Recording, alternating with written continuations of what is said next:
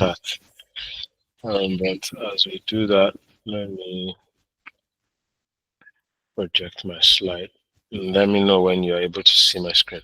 All right, we'll start now. Good afternoon, everyone. Thank you for joining today's class. It's a great privilege to have you all here. Today is our day 6, and we would try to cover lesson 8, 9, and 10 today, and then hopefully next week we can round up.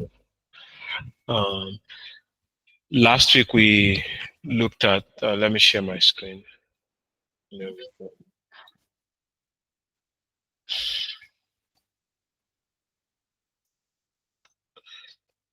All right, Chibuzo, you have a question. We've not even started yet. So sorry. Yes, I do. Good afternoon, sir. Afternoon. It's not a question, it's a request. I was a few minutes late in submitting my assignments, so it was shown off. I don't know if, even if it's a minute, I could have a minute. Yeah, if we keep doing this every day, it's not going to work. So sorry. We are all aware of the deadline, so we yes, can't keep but doing something it. came up. Yeah, but you had a week. That's the point. I saw that most people wait until Saturday before they start doing theirs. If you do it one question a day, you might actually finish it before Saturday. But yeah. Anyways, I'll see what I can do with that. So Okay, last week we looked at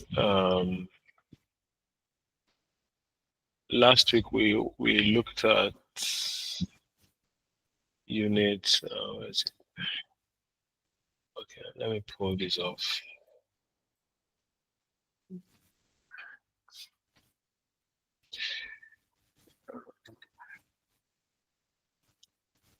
Okay, so last week, this is my Google Classroom.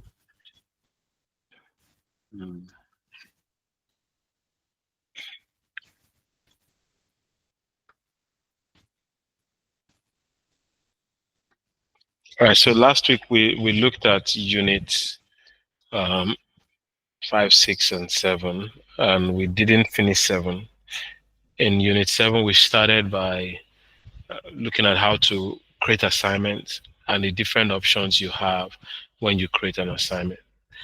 Then we looked at collecting assignments, how student turns in their assignment.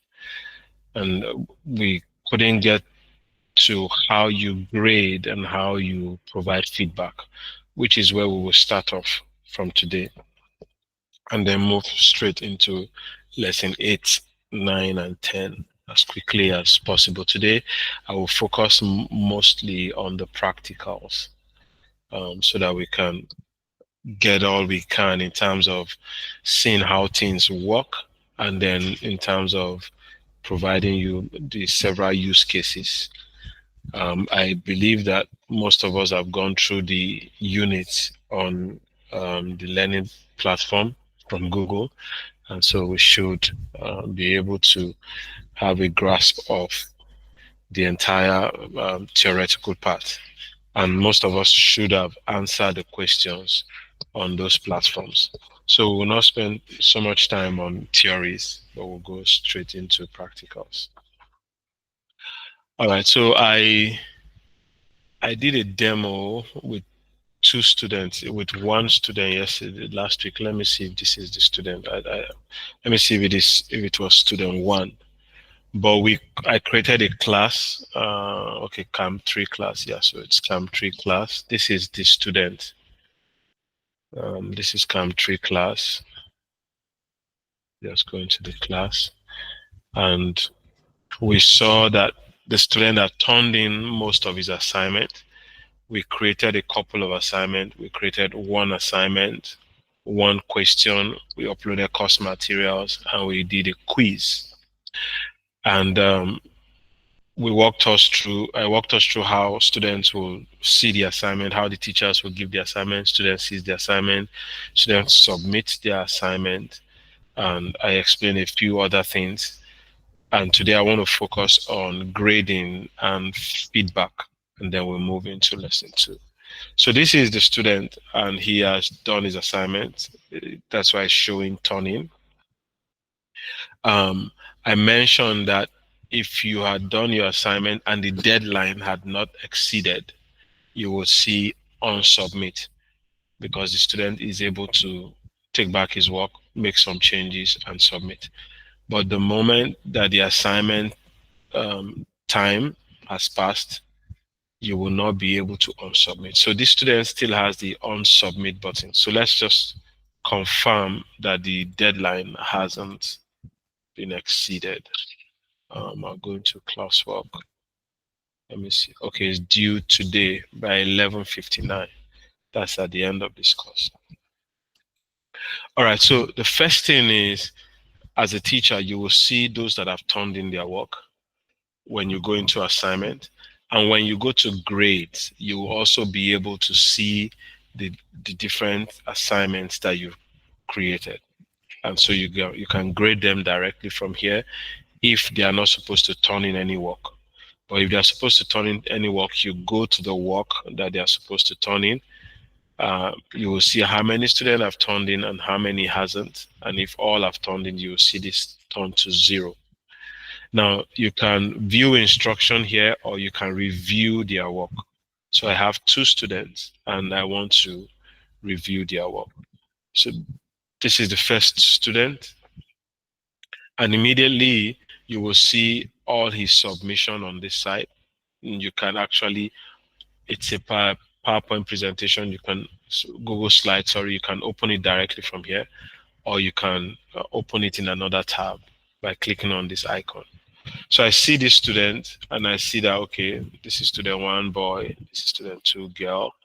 And then this is the document uh, where's the collaborated document? Okay, he didn't submit his collaborated document. I am a boy. Okay, so this is the document that they are supposed to collaborate on. Um, that's the document. And then this is the one that he's supposed to give his assignment on. So let me start with the first student. If I want a grade, and I can say, okay, student one, student two, I like your work, and then I go to the next work that he did. I am a boy, so I'm satisfied with everything he decided to do. I could close it, and then I go to grade him. So remember, we had already set our grade point. So I could give him, either I select or I could just write. So this student has a 98. So 98. I can leave him a private message. And when I'm submitting it, I can say, oh, good job, for example.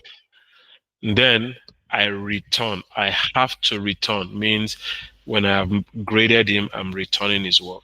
That is the only condition for the student to know that his work has been graded. At the drop down here, you can return this submission or return multiple submissions. But I want to return just this student's work. So I've graded his work. I provided him a comment. I can post the comment and then I return his work. It will ask me, do I want to return? The student has 98 over 100. Then I click on return. That student's work has been returned. Now let's go to the next student. This next student, the deadline for submission has not exceeded, has not been passed, sorry. And I saw that this student say here, I don't know. He gave a summary that, oh, he doesn't know.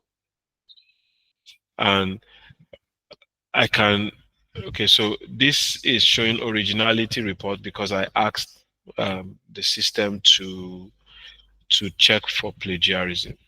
All right, so that's why it's showing this as no flag message is seen. Now, so I want to open his work where he says, I don't know.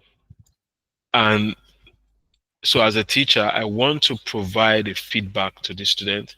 I want to correct his work, or I want to give him a hint on what to do. So there are two kinds of feedback: feedback to make correction, or feedback after you have graded the work and you have returned the work to the student. So I know the student did something bad or he didn't get the job done properly, but I want to give him a second chance. So what I will do, I can come in here. Here tells me that I am suggesting. So I can click on viewing, suggesting, or editing direct. So I want to suggest to him that, oh, you could do better. So I can come here and say, please ensure you answer the question. Now, the beauty of this is that it gives you, and how why this is better than physical classes. If a student submits a work and has gone home, you have to wait until the next day before you are able to provide feedback to the student. But this one is real time online, and the student will get a notification that the feedback has been provided. So I've said, please ensure you answer the question. And here I could also leave him a message by tagging him. And the student name is, I want to tag him. You mentioned this, and then I reply. So here I have given a comment. I've left a message for him. Um, then I can return his work. Now, I am not grading the work, I am returning it because I want him to do something. So I've returned his work. Now let's see how both students would, what they would see from their end. So if I go back to student one, if he checks his email, he would get a notification that his work has been returned. You see, Rotimi Afeluma assignment one graded. So he can click on it and view his grade 98 over 100. That is, he gets an email notification. But if he also goes into his class, he will see the comment that I posted for him. Good job. Now, because the timeline has not exceeded, he can still resubmit, but I have graded it. It's showing me that I've graded it. So if he goes back to his classroom and goes to his class and goes to his assignment, he's able to see his grade because it's been graded. And so he's able to see his grade because his grade has been graded. So this is the student providing feedback in terms of grading and returning of work. So now let's look at the other student who happens to um, do something that I, as a teacher, did not like, and I want to provide some um, opportunity for him to make amends. So let's see what he will see in his email, and then we can round up with this. I'll go back to that email again. I think it's this user. He would also see that his work has been returned. Week one assignment has been returned. Sorry, let me focus on, let me see if I can focus on my content here. Full screen. All right, so he can see that his work has been returned.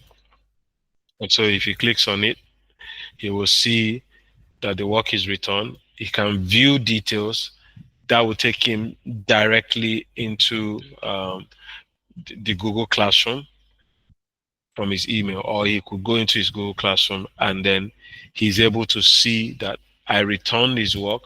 I didn't give a comment, but if he goes into the work that I returned, he can open it and then he will see the suggestion that I made. And so he can um, accept the suggestion that if I'm making an input, but now I wanted him to correct it. So he's going to correct it and then say, uh, my name is Rotimi.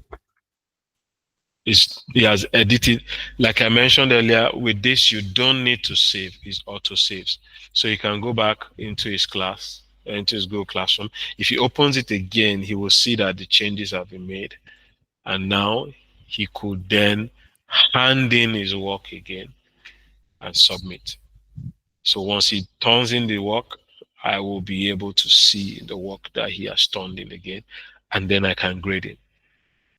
So this is the various feedback. Feedback could be that you are providing guidance. For example, you ask students to do an essay, and you are mentoring them on writing essay. Maybe it's for a 2 weeks period. You want them to write an essay, and they keep turning it in, and you are providing feedback, or you ask them to share their work with you, and you provide that guidance until the final day of submission.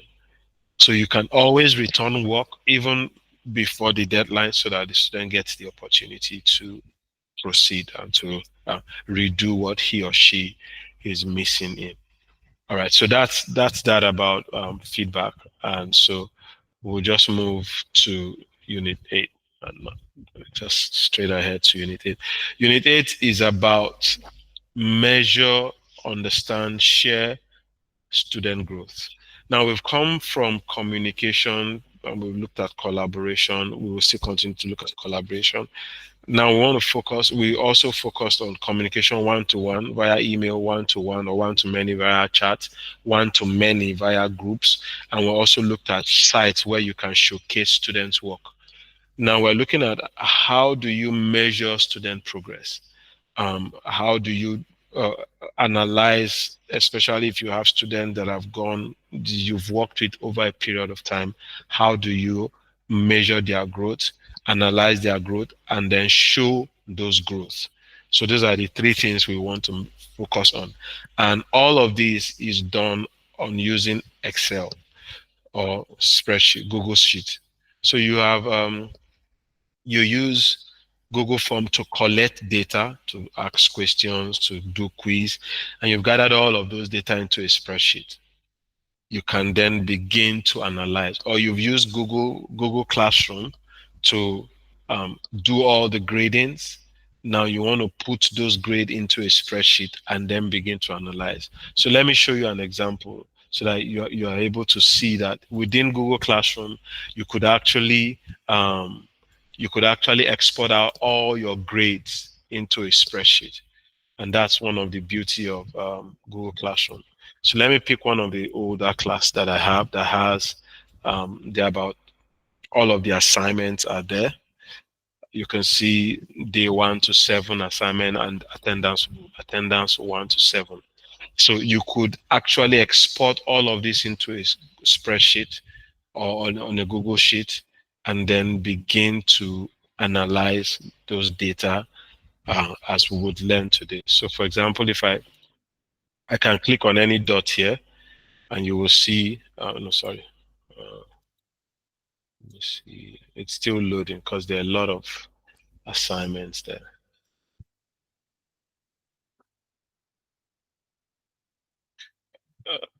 Somebody saying you can't see my screen.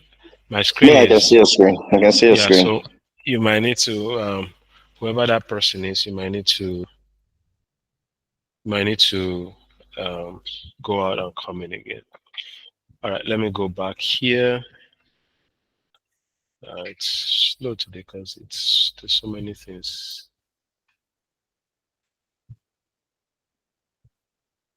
All right, so let me just open one assignment and then I'll export.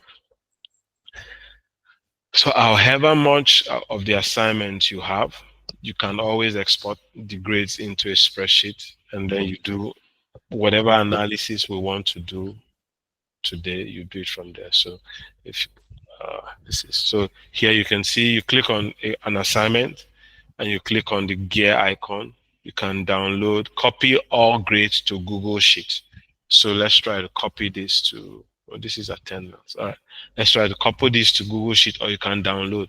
But since we're working on Google, I'm just going to export it to Google Sheet. So you see how it looks like in Google Sheet. It copies out everything, the assignment, the student name, and all the grades that they have. Um, that's on my screen. So you can see it's pulled it out to Google Sheet, um, all of the assignments. And then at the top, it puts an average of all the scores. And then you can play around with this. So that's one of the beauty, that you don't have to keep all of this record in spreadsheet yourself. directly from Google Classroom. You can export that out. All right, so there are a few things that we will start with today. We'll start first, like I said, I will focus on practicals. We look at um, the first part we're looking at, sorry, the first part we're looking at is measure student growth, analyze, tell your student story. So to measure student growth, the practical we'll look at is all of this. Create a spreadsheet, add a chart and a graph, protect range, format data, sort number, sum function, average. These are all some of the formulas you can do on on a Google sheet. And there are a lot of it. But we're just going to touch some basic one that is required for the exam um, for you to know. But this allows you able to analyze uh, data. So to help us with this data, what I have done is, let me pull it up. Just give me a moment. What I have done is I think I used ChatGPT to, I used ChatGPT to generate random numbers, um, and then I'll copy that into a spreadsheet. So let me download the file. Oh, it's finished. Uh,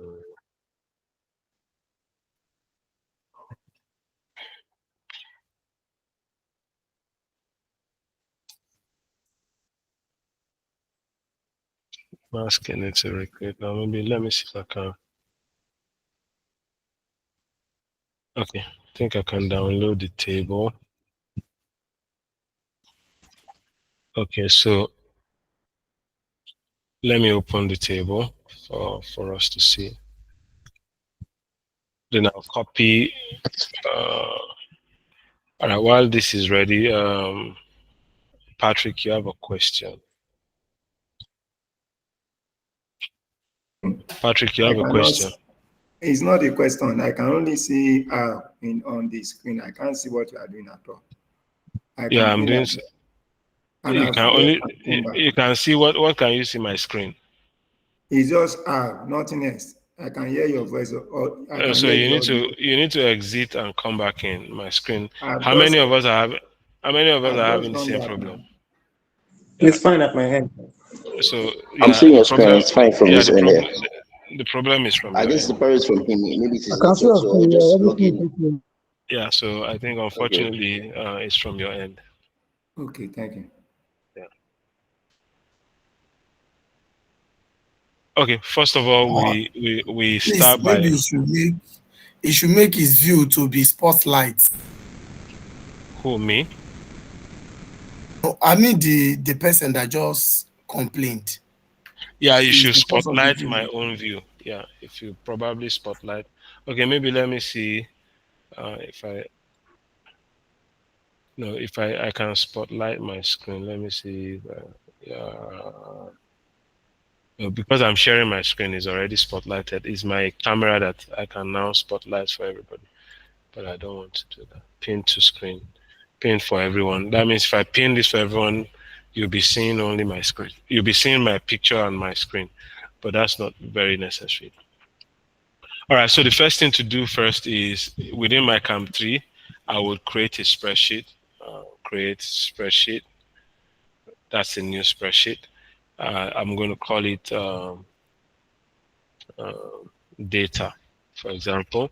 Then I will look for the data that I just random data that I generated, uh, and then I'll paste it into it.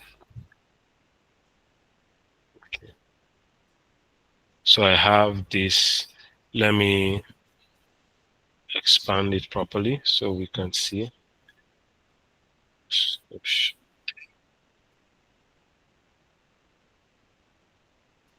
All right, so I have this data.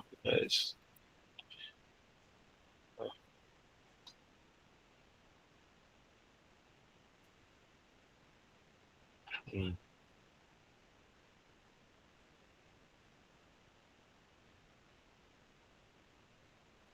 All right, so I think this is big enough. So student, math, language, I just cut and then their total.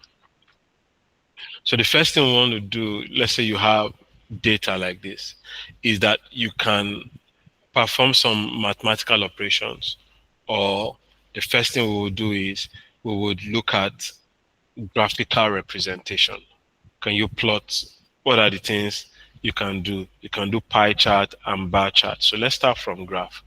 Um, all you need to do, let's say I want to I want to do a graph and see visually a chart of the students and the maths, what they did in maths.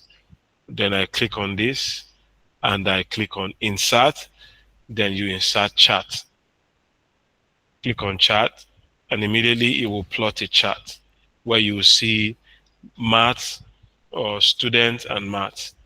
These are the students and these are their math score. And immediately, graphically, you can see who is the highest. We're all very familiar with graphs.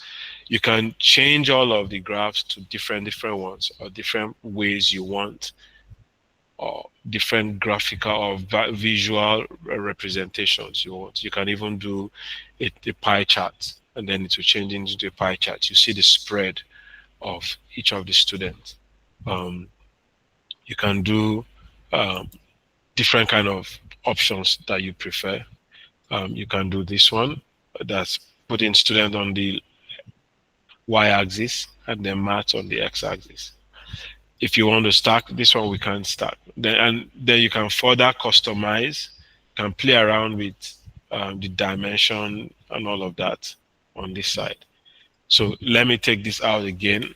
And let's now say I want to see, I want to stack maths and language so that I see the performance based on maths and language. The same thing, you click on insert, look for chart, and then immediately it compares the two. So you see every student, you can compare their performance in their maths and their performance in their language arts side by side. Here you can decide to stack. There are different ways you can decide to stack. You see stack and then it will stack. So these are just visual representations of what you want to do. 100% stack or standard stack. You can choose different, you can choose area or line. You can choose line chart. So this just gives you a visual representation of what you are doing.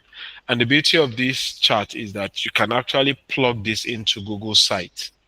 And as this data changes, the chart will also change on Google Chart. That's the beauty of all of this. You can have time to go around and play around with whatever settings you want to play around with here, and you can do a whole lot with it. So I can delete this and say, okay, I want to do the same thing for all three, see their total in the end, insert chart, and this is stacked chart. This is the total in red, in yellow, language in green, in blue, sorry, math in blue and language in red. Let's see how it looks like. So there are lots. You can do map. You can do, see how it looks like. Okay, this is not compatible with map because it's geo. But you can do scattered plots. This is more for analyzing and visual representation of what the performance in the class is. So that's one thing you can do in terms of showcasing and demonstrating the performance of the student to a larger audience and graphically demonstrating it. But what are the other things you can do in terms of calculations or in terms of mathematical operations? So one, you can sum. And how do you do that? You can just highlight everything. You can sum by column. And when you do the sum icon, it tells you the total at the end. You hit that's the entire total of this. So you can sum. Another way you can do that is just to put equal to, and then it tells you it automatically intuitively tells you whether it's from the top to the bottom. You hit enter, it gives you the same thing. So that's doing sum. But you can also do average. What is the average? Anything you want to do, insert is your friend. So you can go to insert and you will see what is it? Functions. Under functions, you'll be able to see sum, average, count, max. You want to know the maximum number or the minimum number. So let's just see, we've just done sum now. It sums everything for you. Then let's say we want to do average. You can also do equal to average, and um, it will bring it out also. Average, what's the average? You hit enter, average is 510.5. So that's a good example of some of the mathematical operations you can do. Insert, function, and then you see all of this. So let's see what's the maximum number. I want to see the maximum number from here to here. What's the maximum number? It tells me 800 is the maximum number. What's the minimum number? I want to get the minimum number. Again, you can put equal to min. It will bring minimum to you. Did it? Oh, sorry, mean. Minimum value of, if I highlight minimum from there to there, if I hit enter, the minimum is 200.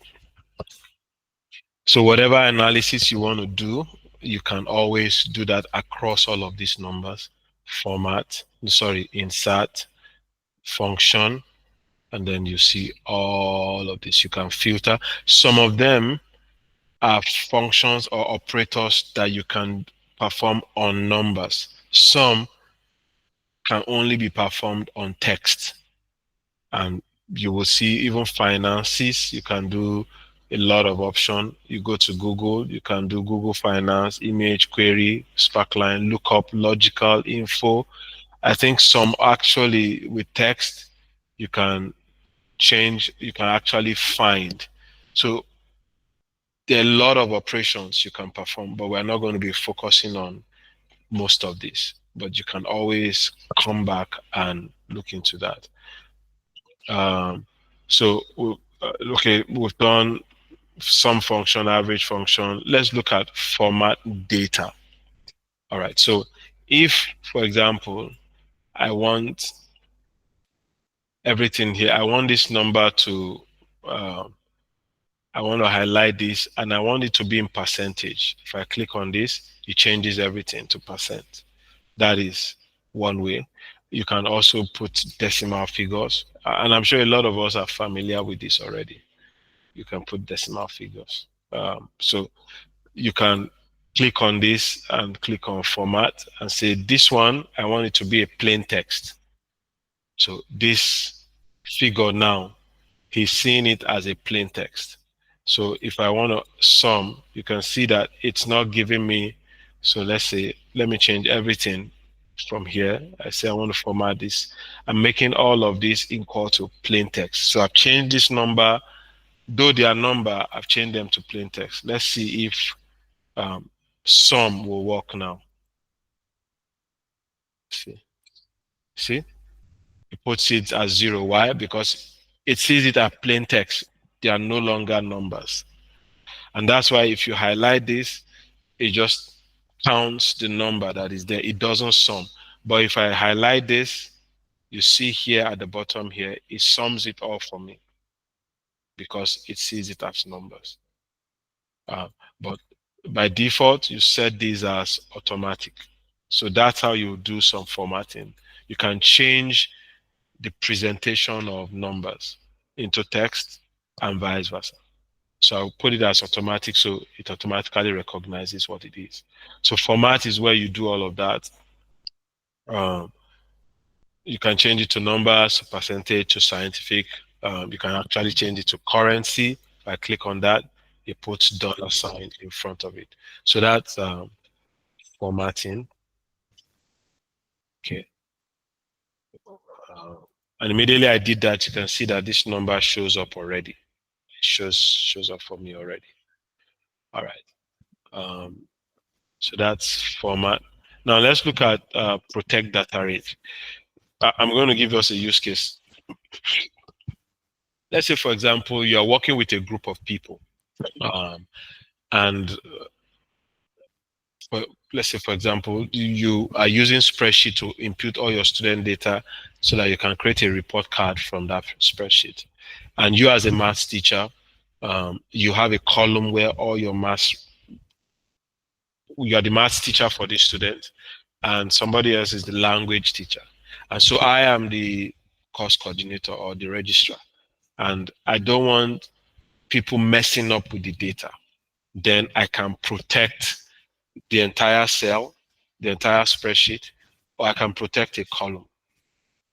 And so I could go here and say data, and you will see protect sheets and ranges.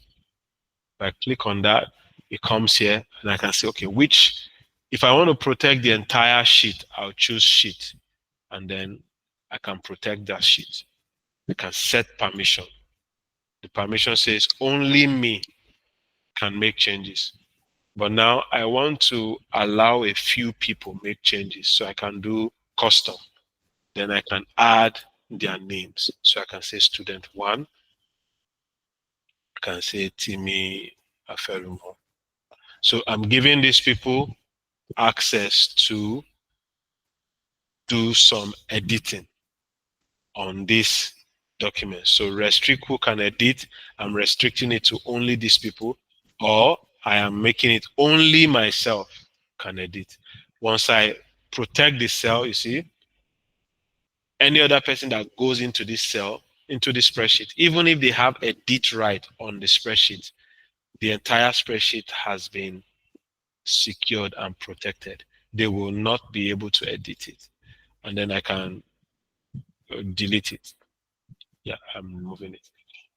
So that's how you protect an entire sheet. But let's say I want to protect a range, a couple of cells that I don't want them to change. So for example, I can say, okay, this cell, the math teacher, only the math teacher should be able to edit, me and the math teacher. So I can come here. You see, it already picked the range. By highlighting it, it picked the range for me. And I set a permission. And I say, okay, not only me, custom, and who is the math teacher? I'll say student 1 is the math teacher, for example. Done. So this is saved. Now, it will ask me, what kind of rights do I want to give this person? Now, this is talking about the spreadsheet itself, rights, because it sees that before this spreadsheet, I am the only one that have access. Now I have set a permission, or I have secured a range of cell and I have given access to somebody.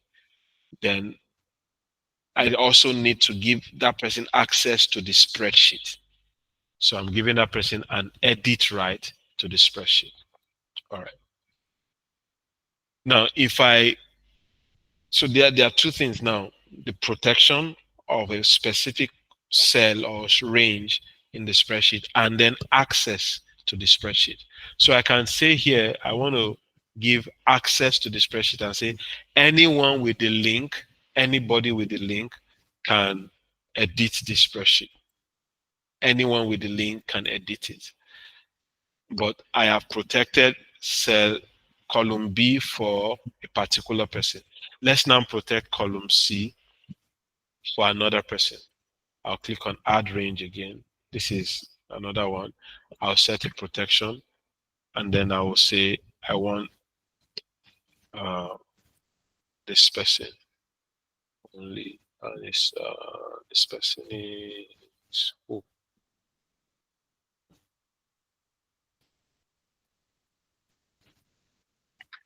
So I've done that.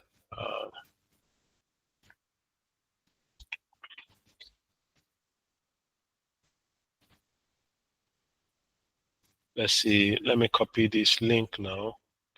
I just want to try something now. I copy this link and I go to incognito, which we'll learn about today. Now paste.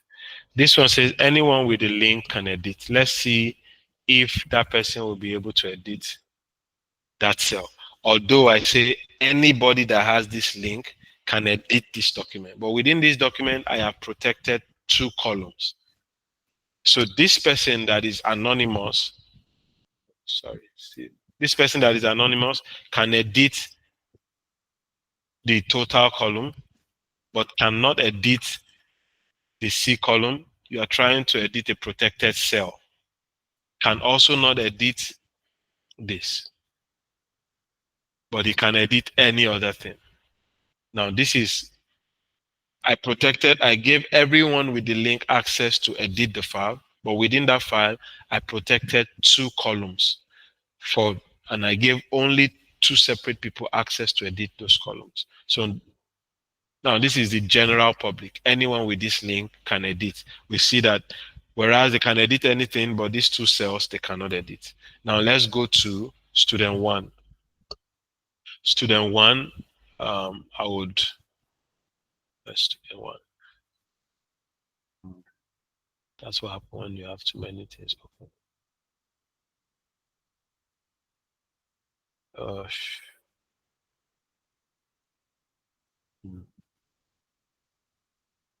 Okay, this is me.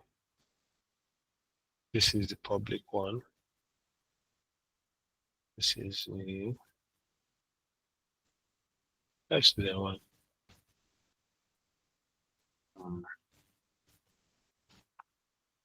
All right, so this is student 1. I'll paste that link here also. So this is student 1 accessing that link. He can also edit this. Can he edit this? He can edit this. Let's see if he can edit this. Oh, okay. So he can edit the second one. Let me look at the sharing. Again, let's see the sharing. Oh, okay. Student 1 can do B. Let's see C. Oh, okay. Student 1 is also in C. I will uncheck him from C. Sorry. Student 1 was also in C. I'll uncheck him from C. Let's go back to student 1. I didn't uncheck him. So student 1, let's refresh. So let's see C. Now you see he can no longer edit C, but he can edit B. And if it's same thing, if I go to student Timia Feluma, he will not be able to edit this. So that's how you do protection on files. We've talked about some function. Find unique value, counting number of value. So find unique value. I can say, let's go back to the original owner of the document. I'm going to put this back. Let me remove the protection.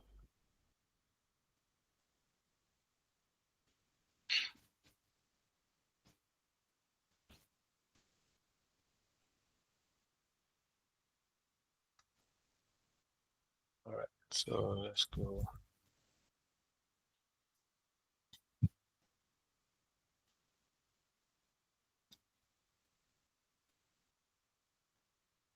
So 800 to 650.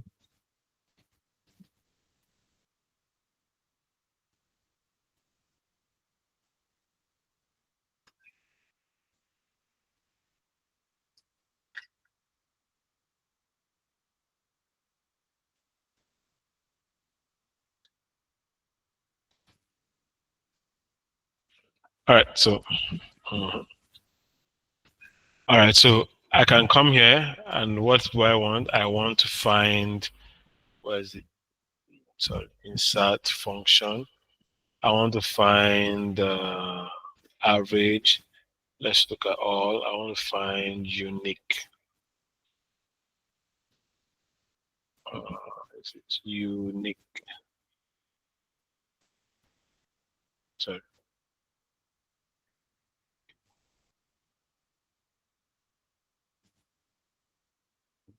Equal to unique.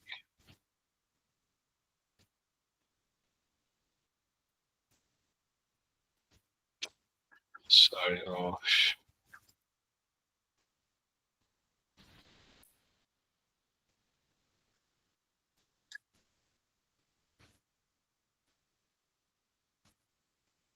unique number from here to here. I'm looking for unique numbers. I click on this. So it lists out all the unique numbers. So let's say you have a couple of numbers that are repeated and you want to find every unique number in a cell. You just need to click on. So let me change this. Let me just add a couple of more unique numbers. Let's just say 200, 200, 200, 200. You see, as I'm adding more numbers, this is reducing because there are several 200, but it puts it as just one. What I'm doing is I'm looking for unique number within this whole thing. You just want to see individual scores, not the repeated ones. So that's what happens here.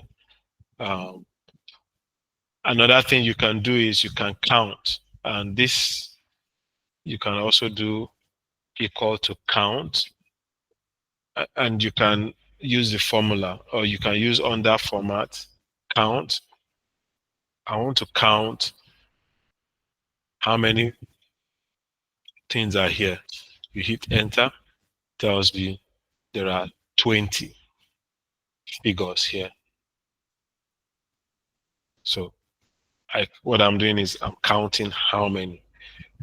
If I do this in summation, it's going to sum it. But if I do this for not left for text, it's going to count it by default. That's why it's counting it as 20. But if I do it for numbers, it's going to sum it. So what I want to do is I want to count it. How many, how many, how many, how many numbers are in that row? And you can count more than that. I can count all of these. I've highlighted all of them, or I can do equal to count. Tells me what do I want to count. I select count. What do I want to count? I want to count everything here. And you can see 60 because it's 6 times 3. If I hit enter, there are 60 of them. If I want to count unique, equal to unique, how many of them are unique? I can do this and it will tell me how many are unique. So these are all the unique ones in each of the columns. So those are basically some of the operations you can do. If you want to see Excel operations, you can go online also and just do Google spreadsheet operators. If you search for that, you will see a list of Google spreadsheet functions. There are a lot of things you can do with it, but for the sake of the level 1, these are some of the basic ones that you just need to know. Let's move on to, so we've looked at measuring growth, and I think this is just an explanation of all the practicals that we've done. Count, average, sum, we've done that. Okay, I forgot to show sorting. That's great. So let me remove this. Now we want to sort. There are 2 ways you can sort. You can decide to sort by column or by spreadsheet. So let's say, for example, I select this column and I click on data and I want to sort. If I sort by column, I'm sorting only column D. What that does is it sorts column D and keeps ABC. So all the numbers are misaligned. So I can sort a column or I can sort a spreadsheet. If I sort that sheet, then it will sort everything and they would. So if I say I want to sort from A to Z, everything will move. See, it's sorting them all. But if I sort one column, and that's where a lot of people make mistake. They sort columns rather than sort the spreadsheet. If I'm dealing with one column, or if I'm not interested in what is in the rest of the columns, then I can sort column. But if I'm interested in keeping the consistency of what is across each column, then I should sort spreadsheet rather than sort columns. So that one thing to note. Another way to just create sorting is to select all, click on data, and then create a filter. and filter for filtering for everyone. And then here you can now begin to sort. So when you create such filters and you sort, it sorts the entire spreadsheet, not columns. That's one way to also do that you're sorting, and it's going to sort everything rather than just sort column. Creating this filter enables you to also sort by color if you have color, sort by filter conditions if you have. You can also sort by just removing one person and the rest will be there. So it gives you that flexibility. That's what I use the most. I create a filter across everything, and then I perform all the sorts and all the analysis that I want to perform. So data, and I remove the filter.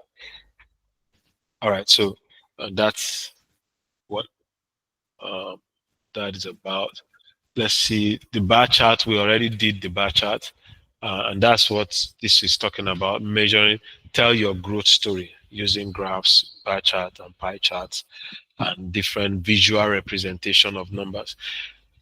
Why this is important is because people get lost when they are looking at a spreadsheet with so many details. But you can use this you can use graphs, bar charts, and all of the charts to visual representation, or to tell a visual story of what's happening. A good use case might be maybe you're trying to do parent-teacher meeting and you have the scores of each of the students. You can create individual spreadsheet for each of the students and have all their test scores for your subject. And if you're doing it as a homeroom teacher where you teach multiple courses, subjects for your homeroom class, you can do that and have one page each of a spreadsheet. At the bottom here, you have each child. You just have each child and you have their data. And then you can put all their data in and put them in bar charts and graphs. So that when you're seated with the parents, you can just show them. And it's more visually appealing and they are able to see whether there's a progression or there's a regression. Say, for example, you have 5 tests. You've done 5 tests, 5 assignments, 5 homeworks. You can use bar chart to put them side by side. And you can see the story of whether that boy is improving as the term goes on, or whether he's fluctuating, or whether it's a complete regression. So that's the beauty of stuff like this. Putting it in a spreadsheet might not tell all the story, but having it visualized tells a whole lot of story, and parents are able to easily relate to what you're showing. So that's one of the pie chart. And a use case is you can set up, again, like we've done sites, you can set up a private Google site where you put all of these data, one page per student, and share with the parents, and they are also able to see it. Or you can create spreadsheet for each of the child and share and give access to a parent per spreadsheet, and that parent is also able to see that. Another beauty of this is you can actually, let me duplicate this. I'll duplicate this. So this is a copy. You can actually hide, protect each sheet. So let's say I have 10 students. I can create sheets for each of the students and protect each one of them, and then share that sheet with all the parents, so that Dele's parents are the only ones that have access to Dele's sheet. Ayo's parents are the only ones that have access to Ayo's sheet. So you can protect multiple within a spreadsheet, within a Google workbook. You can have multiple sheets inside and set different permissions for each of the sheets. So I want to protect this sheet right now. It tells me I'm protecting this copy of sheets. I protect it. I give only Dele's father and mother access to this sheet. Save it. Then I come to this sheet. I create another rule and I provide that person only access to that. So those are some of the use cases of, instead of having different spreadsheets scattered around of different students, you can do that. You can also create this and give access to each of the students so that they see their work. All of them can go in and see their performance across the term before you put it into their report cards and all of that. So those are some of the use cases. Yeah. So you can see bar chart, line chart, pie chart, student trend. Think about the following. What are you trying to communicate? What chart would it be best to communicate that? Could you create more than one chart to communicate more information? After you have created the chart, what is the best way of sharing it with parents? So these are ways you can tell those stories. A lot of us have answered this question, so let's just move to Unit 9. Before we move, do we have any question? Then we'll move to that. Any question? All right, so Unit 9 is about searching the internet. A lot of us do lots of searches on Google, but now AI has taken over. But Google search is still one of the key tools that we use, and knowing how to use it is important. It requires skills, being able to know how to research, being able to know how Google search actually operates and how the Google platform operates. Again, my belief is as much as you're getting this to probably pass the exam, but much more important is the skill you will get from this and being able to also model those things with your students. All right, so let's go. Smart search. We will do a few examples. First is to set Google search as your default search, as your default search engine, safe search, update location, voice search, web search tools, search operators, image search tools, reverse image, delete histories, and view result. And then there's another video, signing into Omnibox. So I think I'll start from signing into Chrome so that you see why that is important. And then we'll look into the others. So let's start with first signing into Google Chrome.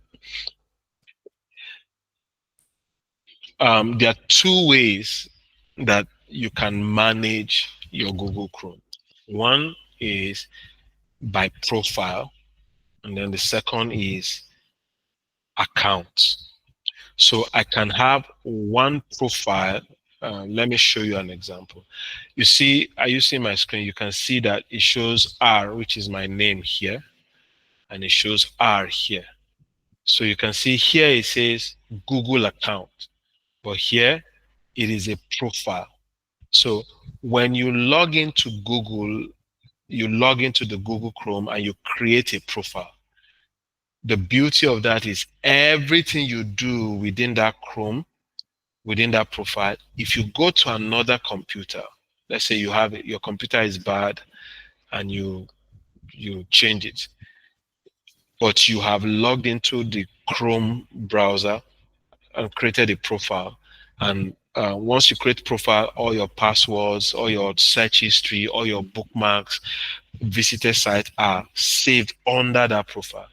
If you now go to another computer and you log into another computer and you go into Chrome and you log into your profile, it will bring all of those into that new computer.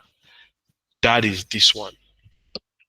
So the best approach is to always create a profile in your Google Chrome, log into a profile.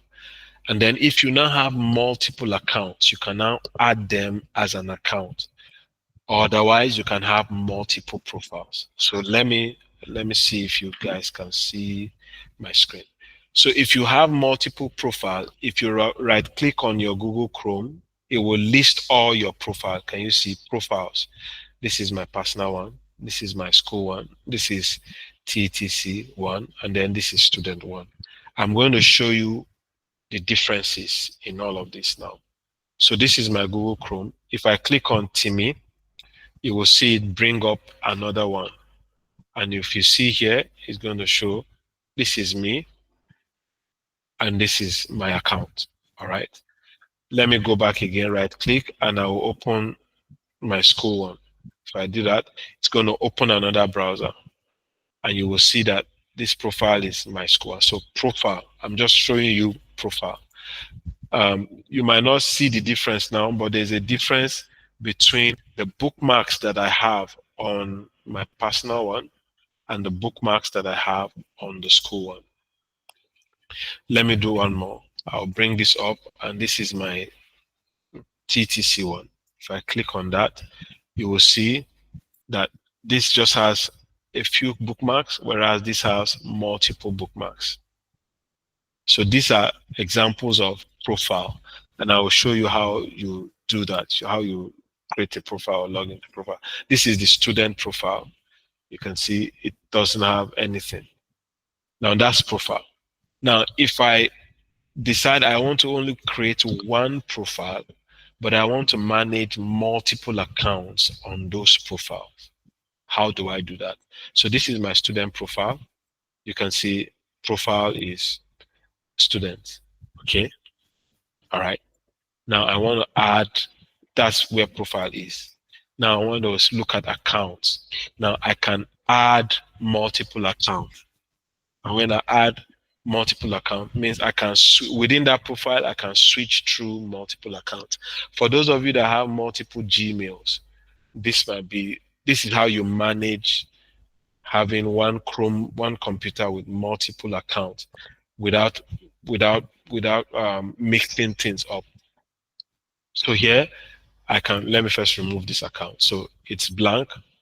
One profile. When you log into a profile, it automatically creates that account or adds that account. So I want to add another account to this same profile. So I'll add Rotimi Felomo at TTC. I put my password. TRN. So I'm adding this account to the profile. So when you add an account to a profile, it will ask you, do you want to switch? Do you want to create another profile or you want to switch? I'm going to cancel because I don't want to create another profile. I want it to be one profile, student, an account. Now you will see I have multiple accounts. Let me refresh this now.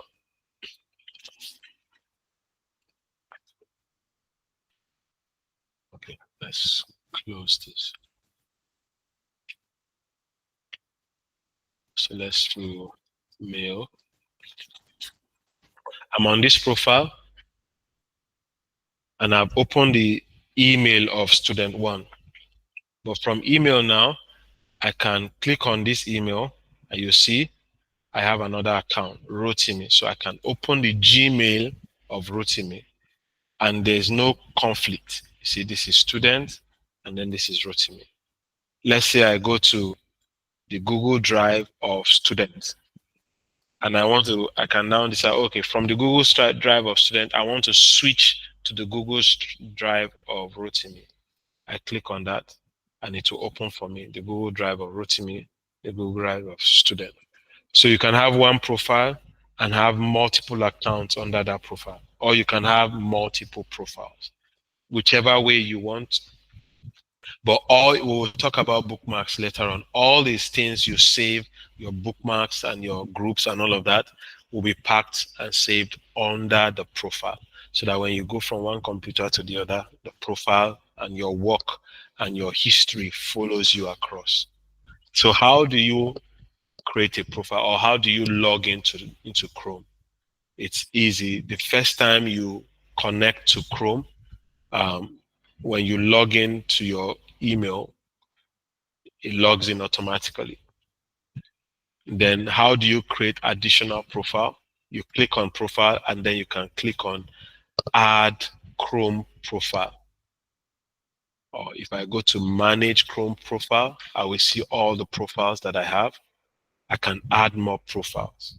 So when I add more profiles, everything will be isolated to that profile and I can switch from one profile to the other profile. So logging into profile is very critical. Logging into Chrome is important because it allows you to keep your bookmarks and all of that.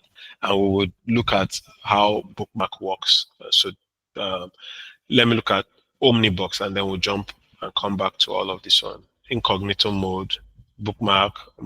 I will look at this and leave this for as we progress.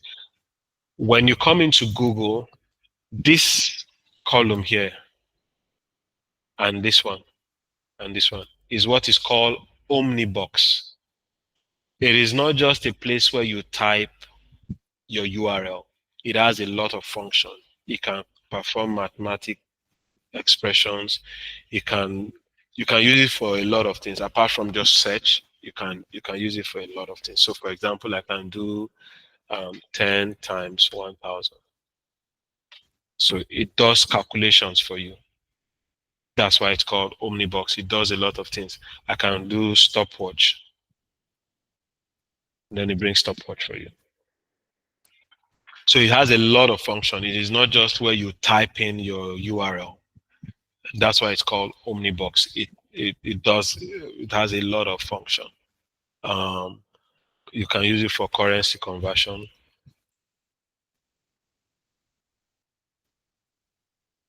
Then it just, so let's say I do USD to Naira.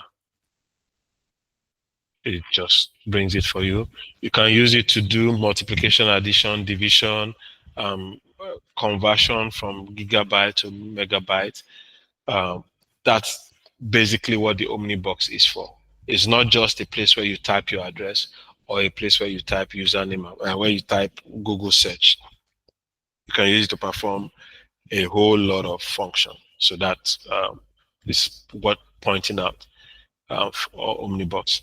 Incognito mode. So in some browser, in Google, it's called incognito mode. In Firefox, it's called private mode. In Safari, I think it's called private mode. Let's just look at what it is called. This is Brave browser. This is Brave browser. This one is called private window. That's what it's called in Brave browser. Let's look at Microsoft Edge. Some of us use Microsoft Edge. I'll tell you what it is meant for. I think a lot of us are aware already what this can be used for. Where's my... Okay, let's look at Firefox and let's look at Safari. I'll just bring all of them up. So this is Safari. And in Safari, it's called... What is it?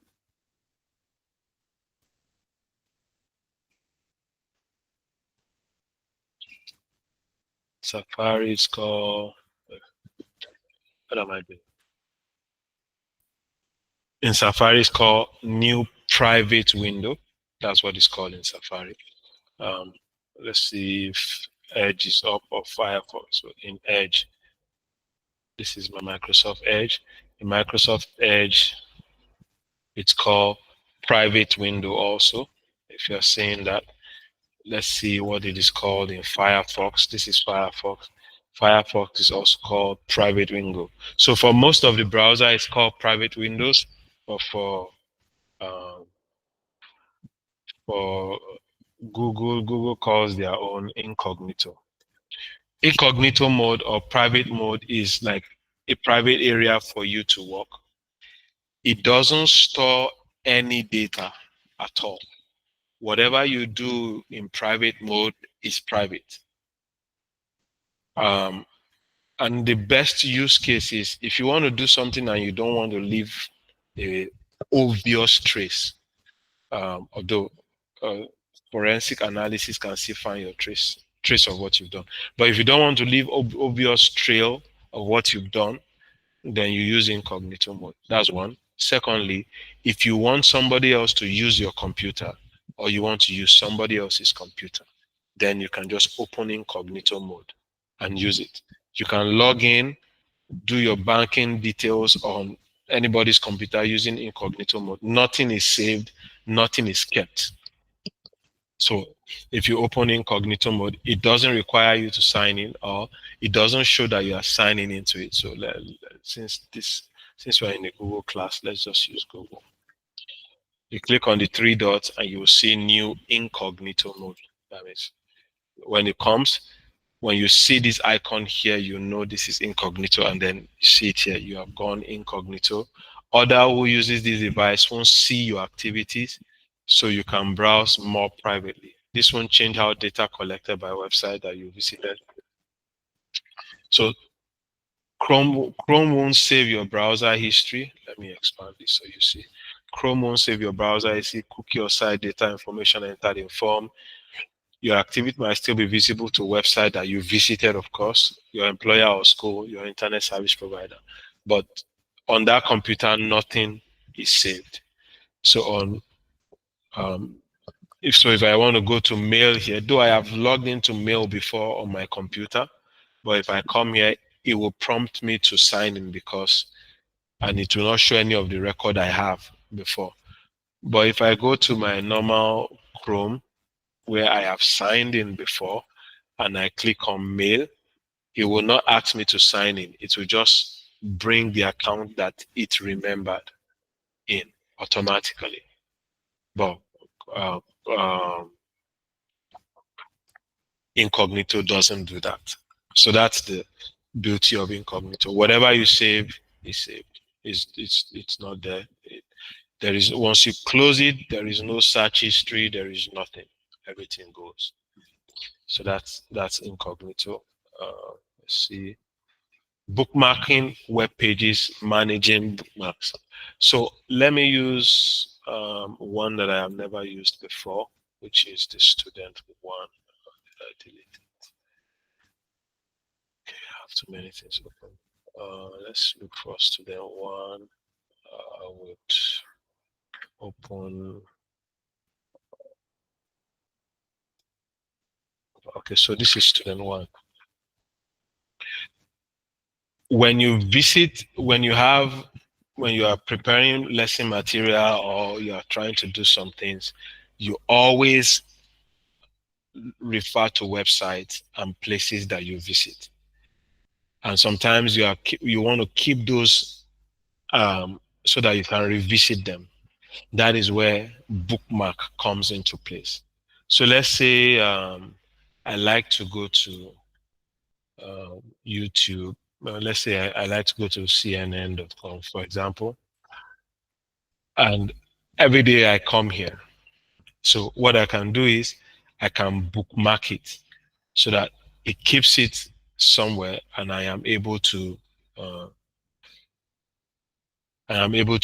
uh, always revisit it. To bookmark, you just click on this star icon. Once you click on that, it automatically brings this, and then you can name it how you want. So I'm going to call this CNN. Best approach is to put it in the bookmark bar. Bookmark bar will list it at the top here. So I'll switch it to bookmark bar and I'll click on done. I will need to show my bookmark. I need to show bookmark. So when I show bookmark, you'll see CNN is here. Let's say I like to go to Sky News. I know why I'm doing this. I will let you know. Not because I go there. I can also click on Sky News. All right. I put it on bookmark. So if I close everything now, let's say I close this and I go back and I open it, student one, you see, and if these are sites that I visit every day, I just need to click it and then click it, and then I am able to get to my favorite news channels that I always keep. As educators, there might be various websites that you are always referring to. Instead of remembering them, having to remember them, or having to type them every day, you could as well just do bookmarks. So those are the benefits of bookmarks. So you can have several bookmarks, social media pages, Instagram, LinkedIn, and all of that. So that's bookmarking web pages. Let's see, managing bookmarks. You can always manage your bookmarks by coming to bookmarks, and you will see you can show bookmarks. Click on bookmark manager. You will see this bookmark tab, bookmark bar award is revealed here. Other bookmarks will not be here. So I can put some other folders under other bookmarks. And this is how you where you manage your bookmarks from. You can also create, the beauty of this also is you can create reading lists. When you have a site that uh, you always visit, is a place where you read things, you can say, I want my reading list to be shown, and then I can always add stuff to my reading list. All right. The next thing is bookmarks are good because it allows you to visit sites. But let's say you have so many sites that you visit and you want to categorize them and group them. So I can now decide, okay, I have news site, I have social media, then I have work sites that I visit. And I visit these ones every day. Instead of me lining them up here and clicking them one by one, is there an easy way for me to do that? That is where groups come in. And groups has a way of also beautifying or structuring your browser. And I'll give you an example. So I have this example now. These are news. Instead of clicking them every day when I come, I want to just click them once and it shows up. So what I can do is I'll start with one, I'll right click it, and I will create or add to a new group. So I'm creating a group. I'm going to call this my news group. News, right? And I can give it a color. So news, I'll give it its color. And you see it here already. So I'll drag this into it. So you see the red line is now 2. So if I close it, it's there. I can open it. So let's say, and then I can close the group. Let's say, then I can remove this bookmark then because I already have them in the news. So I wake up the next day, I open my browser, I just click on news. You see, it just opens the 2 for me. And so I can have different group, work group, personal group, social media group, and all of those groups. And as you have more groups, you can add them into, it comes into this waffle icon. So I can remove this from here. I can remove from unpin. Don't delete group. If you delete group, the group is deleted. If you want to close it, you close group. But now I want to delete it. I want to unpin it, but it's also here. So this icon you see on your browser is for groups. So I have my news group. Let me give you a practical use case of how I use it personally. Maybe that would also help to, no, not you. I'll show you how I use this personally for myself. So you can see here, these are all my bookmarks. And then within bookmarks, what we didn't do is you can actually also create folder. Maybe let me do that with the news one that we just did. I should have done folders first. So I want to remove this from the group, so I can remove from group. You see, disconnect it. I can also remove from group. If there's nothing in the group is deleted. So I have a bookmark before that I can now create a folder. Let's first create a bookmark folder. I can create by right clicking on the bookmark tab. I can create a bookmark folder, and then I'll call this folder news. Okay, this is just creating a folder. I'll say so that's the folder for news, but nothing is inside. So I can now bookmark this and add it to news. Done. I bookmark this and then I add it to news also. Done. So when I click on news, I will see my 2 bookmarks. So that way you can also have folders, but even with folders, you have to click each one of them one by one for them to open. That is where group also now comes in.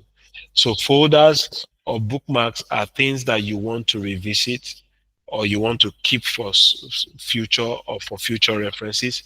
And if you have a collection of those sites, you can put them in folders. Now, groups, on the other hand, are things that you reuse on a daily basis.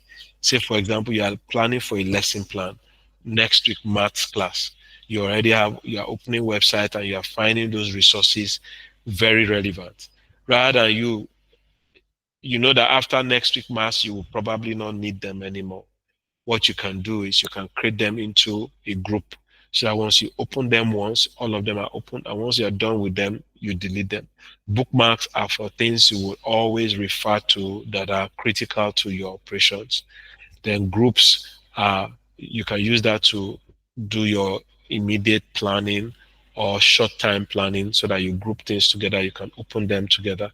Or if you have things that you always use daily. So let me show you my own example. So I have my group RAS, which is where all the sites that I have concerning my campus, one of my campuses, all their links to their platforms and all of that, I put them under this group. Then these are all TETC things, for example, cybersecurity, coding, all of that. But under group, I have this, so I call this RAS workflow, REC, TETC. So these are things that places that I visit every day. So technically, practically on a daily basis, when I get to work, I click on this, it opens, I minimize it, and then I click on the next one. These three are things that I open every day when I get to work. These three. So these are my working folder, working email, working site, my online platform that I use basically on every day. And so instead of me having several things open, also it beautifies it structures my browser very well, so that I don't get mixed up. I can expand and minimize, expand and minimize. So that's bookmarks, bookmark folders, and then groups. Groups would always help you to keep your stuffs clean and neat. All right, so where were we? All right, so I would move back to, now let's go one by one with this. Okay, let me go back to student one.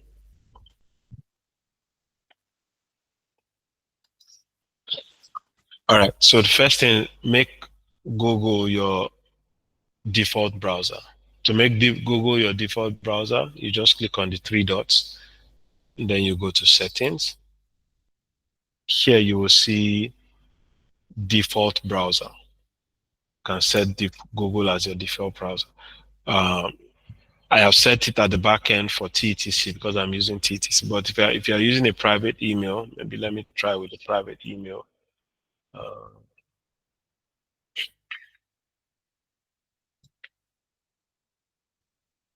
just click on settings. You see search engine, and then you can change and set whichever one as your default browser. This is for Brave, but let's literally just use Google because we're working on Google. So I'll open this. And this is also Enterprise. Uh, okay, let's say I open this, and then I click on this settings. I'll see default browser. Well, this browser is managed by my organization. But you can now click here and you will see um, different browser options, and then you can set Google as your default browser. How do you set Google as your default search engine? So that when you want to do a search, it defaults to Google. You come to search engine, and then you can change it. Do you want Bing, DuckDuck, Yahoo, whatever? You set it as default. So Google is your default. So that's how you set Google as your default browser.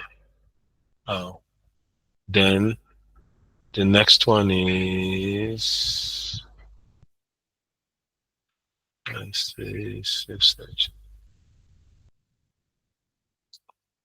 Update location. If you want to update location, all you need to do is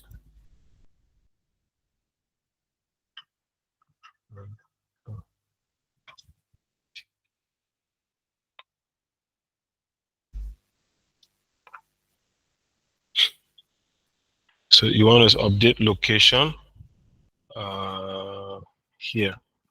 I think at the bottom, let me see, settings. Oh, sorry.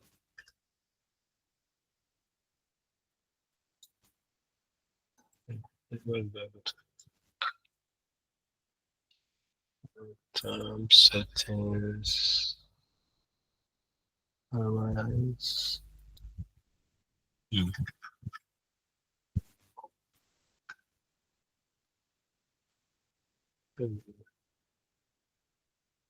Okay.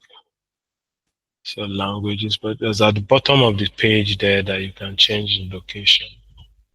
So this one is always managed by my organization. Language. Location actually is at the bottom of the page.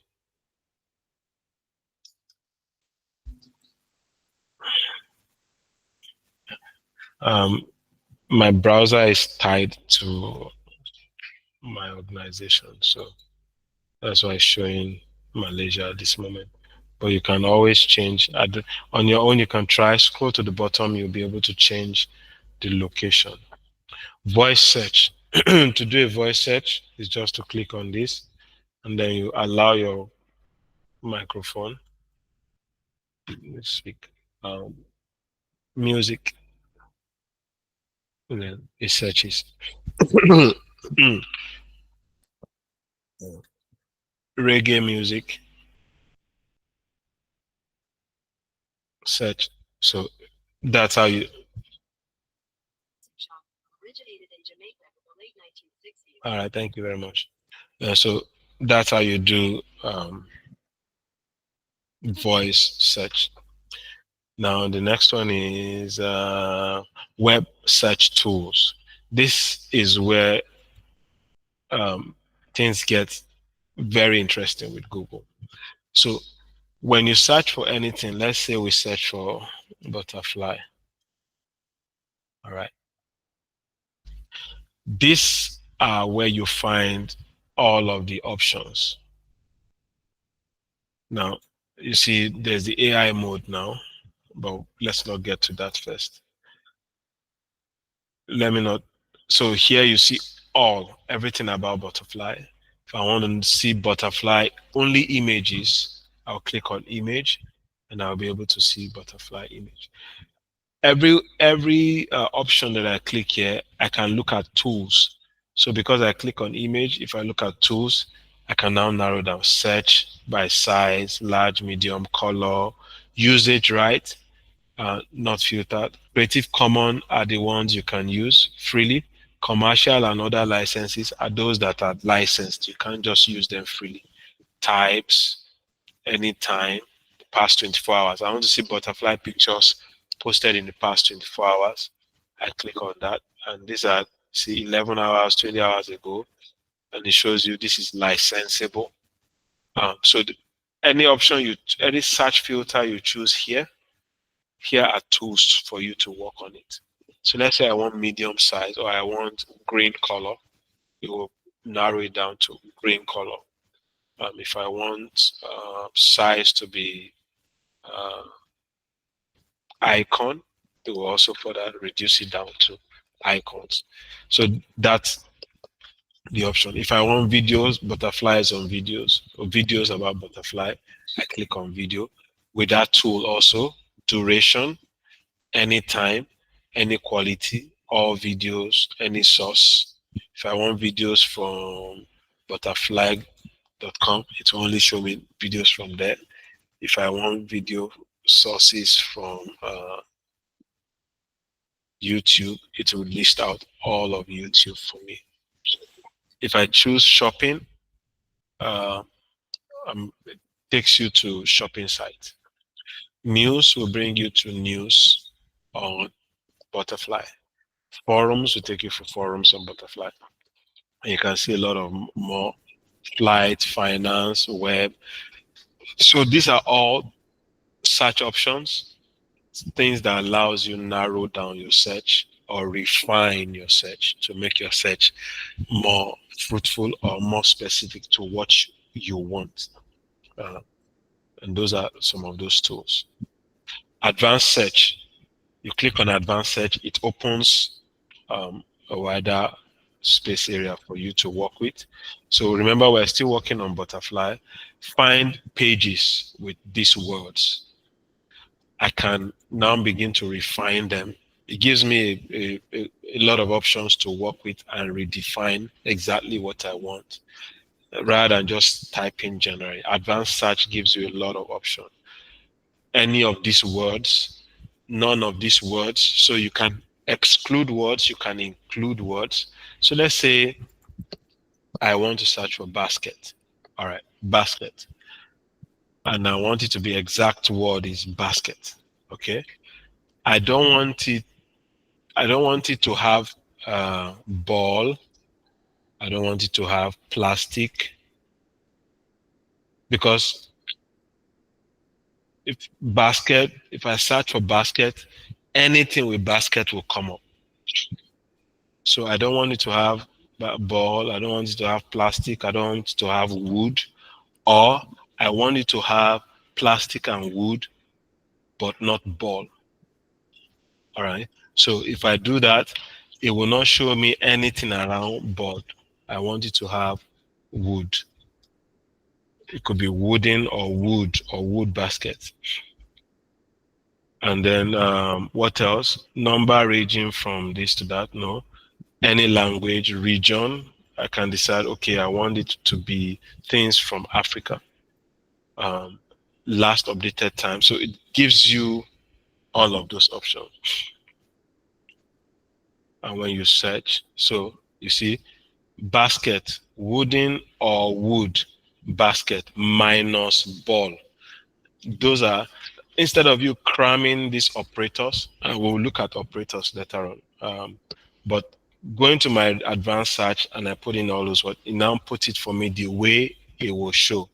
I want it to be basket, it could be wooden or wood, and then I'm searching for the exact word basket. If you put anything in that in quotation mark, it's going to search for exact word. It will not look for anything that has bass or ket.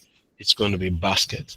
And then I have said without ball. That's why it added the word minus to it. That's why you're seeing minus ball. So anything I search with this search option now, it will not bring anything that has ball. So if I click on all, you will see, you won't believe what people do with this wooden basket, wooden hamper basket. You will not see anything about ball. But let's say I remove this, all right, and I search for ball. Now you will see different things, and you can actually find, if you keep searching, you will be able to find ball. But it's not showing ball again because I say to find exactly this word, basket. Put it in quotation marks. So that's why it's also not finding ball. But let's remove the word basket from it and let's see wooden basket or so. If you search,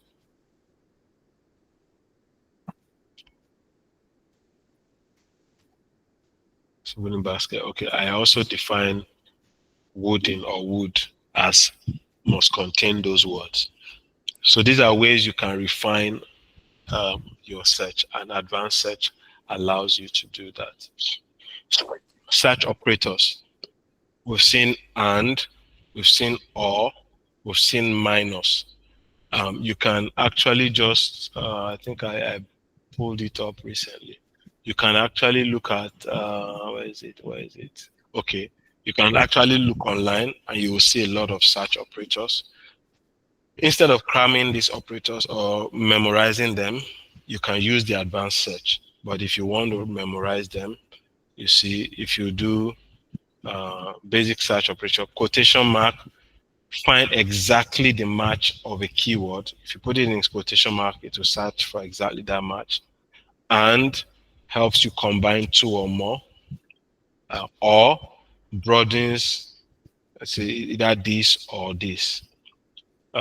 Parentheses, you can group a lot of things in parentheses and it will search them out. You can see 500 GB SSD and 16 GB SSD bracket laptops.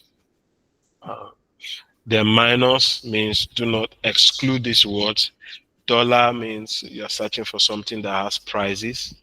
To/in is used to convert one unit into another.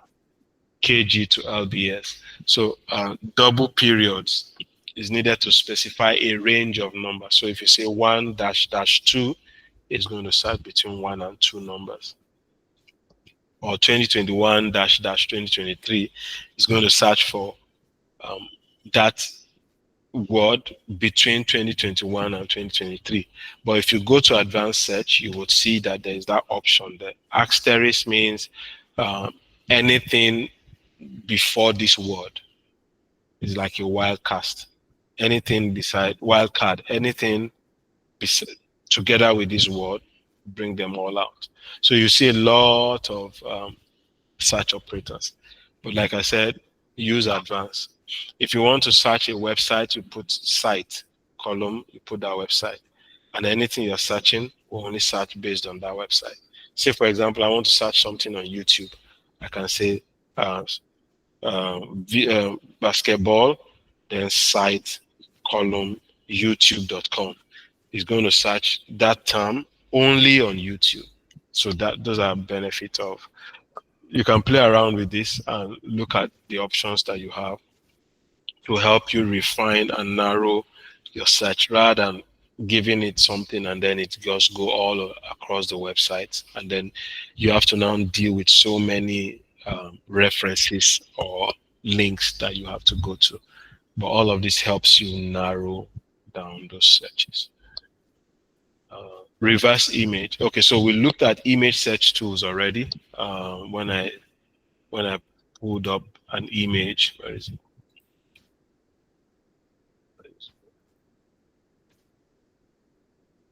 Okay, when we pulled up an image, we looked at image, and then we have all the search tools. Another thing is that you can also search by image. You have an image, we've been talking about searching for words, searching for word. You can actually search for an image. So one of the beauty of this is sometimes maybe somebody spams you on Facebook, put one fine picture and say, I am so, can I connect with you, blah, blah, blah. One of the best way to first protect yourself is just take a screenshot of that picture, do a reverse search, and it will tell you whether somebody have used it before or whether it belongs to somebody. And if it is somebody you don't know and you want to verify, you can do the same thing, take a screenshot of their face and put and reverse search. So let's do something. So what I'll do is I'll take a screenshot of my face now. Let's see if that would work. But and then I will drag it in here. Okay. So you see, it's searching. I search for that, and then it's bringing out my shirt and all of that. That's one use case. But let me do something. Skyline, for example. I just Google Lagos skyline. It's online, but let's see whether. So if an image existed before on the internet, using the image reverse search would help you locate that image or tell you more about that image. So that helps you. Is also a way you verify substance. You can see it brings it out immediately for me. This is what I search for, and then it brings it out immediately. So that's how you do a reverse search of images. You find an image or you're trying to understand where this is coming from, just take a screenshot of it, put it online. If somebody have used it before, or if it is, and that's one of the ways also you can authenticate the authenticity of something that somebody sent to you by doing a reverse image search. Browser history. To find your browser history, you can just click on the three dots and then it is here, or Control Y. So you see your browser history. If you click on it, it shows you your history. You can delete them by group. Incognito does not keep this, but your browser in your normal mode keeps it. So everything I have browsed, I can delete them and just remove them from all my browser history or hide them. Um, this is one of the ways you can clear your browser history. Uh, Attendance hasn't been done. You can clear your browser history from here. Um, but this is work because you have to select. But if you want to delete everything, then you click on delete browsing data. If you click on that, it brings you here. In the last hour, you can now choose I want to delete in the last hour, in the last 24 hours, or in all time. I can delete all my browser history. Cookies, cache.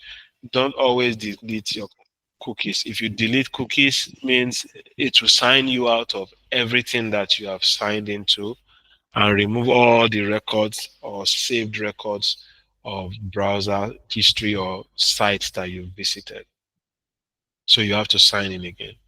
So if I want to delete my browser history for the last 1 hour, I just click on this and it deletes it. And all my record for the last 1 hour will no longer be available. If I go back to search history and I do history, I will see um, everything in the last 1 hour has been deleted. This is like 2 hours ago. So that's how you do how you clean your results. Now, result page. It's also necessary that you understand how Google displays things on its result page. So let's look for that butterfly again. Now, on Google's display page, when you search for an item, let's look for something. Let's just look for. Let's go straight. Google now has this AI mode that allows you ask AI questions. Let's say,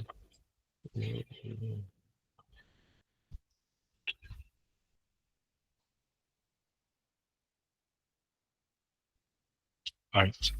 So this side is what is called knowledge graph. A lot of times it's always pulls from Wikipedia because that's like a knowledge base for a lot of things. So this part is what is called knowledge graph. It gives you a history of whatever you're searching for, if it does have history, and it lists out a lot of other details for you. So this is called knowledge graph. This is the Omnibox, of course. These are all the tools. And then here is where the results are displayed. For some, the first thing you will see is the AI suggestion or the AI responses will be at the top. They just introduced that. Then, after that, you'll see what is called adverts. If there are sites that are advertised, if there are anything related to that was put on adverts, you will find it there. Then there's also what is now called the natural results, which are what will be found at the bottom there. So those are basically the features of a search result: the knowledge graph, the advert or the AI, and then the natural result, the links, and then a short synopsis or description of what the site is. And then you can always go down and see if other pages. You will be spared from having multiple pages if you keep narrowing down, and your best results will be at the top. So that's that. So the next video, what we didn't do here is installing apps and extension, uninstalling apps and extension. I think we've done this before on most of the tools, Google Form, Google Doc. But here you want to install an extension. It's called Chrome Web Store.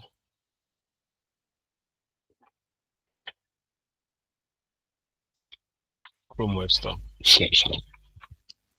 And you'll be able to see different extensions. You can search extensions by by option, by different categories, tools, and you can sort them by relevant or irrelevant, featured, established publisher, featured. To install, just click on it, and then you add to Chrome. When you add it to Chrome, it will come here. This is where you see extension, and you'll be able to see a list of all the extensions you have. You can also manage your extensions here, remove those you do not want. You can um, disable those you don't want. So this one, I will enable extension. This is Brisk. And then you can pin extensions. If you pin any extension, it will appear here. So let me pin more. As I keep pinning, you see them appearing. So I'm going to unpin and just leave Brisk. So you pin it and then it becomes quite obvious and easy for you to access. All right. So and the same thing to uninstall is just to go to manage and then to click on remove. That is how you uninstall plugins. I think that's that about is searching online, smart search. So keywords with okay, so that's the knowledge graph. We've talked about the advanced search, which is what we've talked about a little bit. Okay, we didn't do safe searching. I think they've changed where it is on. Let me see. Advanced search data, search settings. Okay, so search settings is where you turn on safe search. Let me walk us through how you find that. You go to the browser, you go to google.com on your browser, you can click on setting at the bottom. You'll see search setting. You click on it, and then it brings here where you would see safe search. Safe search, if you click on it, shows all relevant results, even if they are explicit. That's if they are adults. Help blur explicit image. So if there are searches and there are some explicit image, it blurs it. But I choose filter. It filters it away because my children, not necessarily my children, we should just consume healthy things. So I filter away. So that's where you find safe search.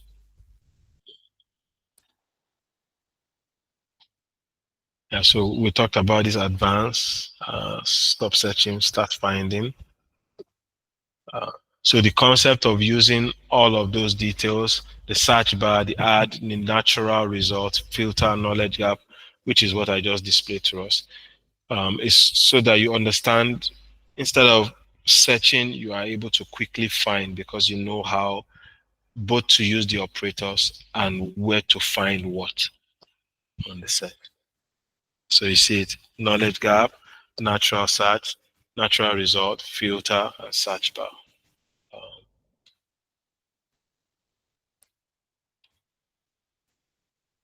All right, so I think we would go to unit. Let me see, I think that should be, oh yeah, so we've done this before. Okay, let's see, unit 10. Is it? Yeah. Unit 10. I will spend the next 7 to 8 minutes on this. We might not complete this. So I'll do unit 10 covers two very important things, Google Earth and PowerPoint. So I'll start and end with PowerPoint today, just basically to show us some of the things we can do on PowerPoint. And then Google Earth, we'll start with Google Earth next week. All right, so for PowerPoint, as it is with every Google application, where you access PowerPoint from is from the app Google App Console. You click on that. You click on Slides, or you can directly on the browser go to uh, docs. Google. Oh, what's that?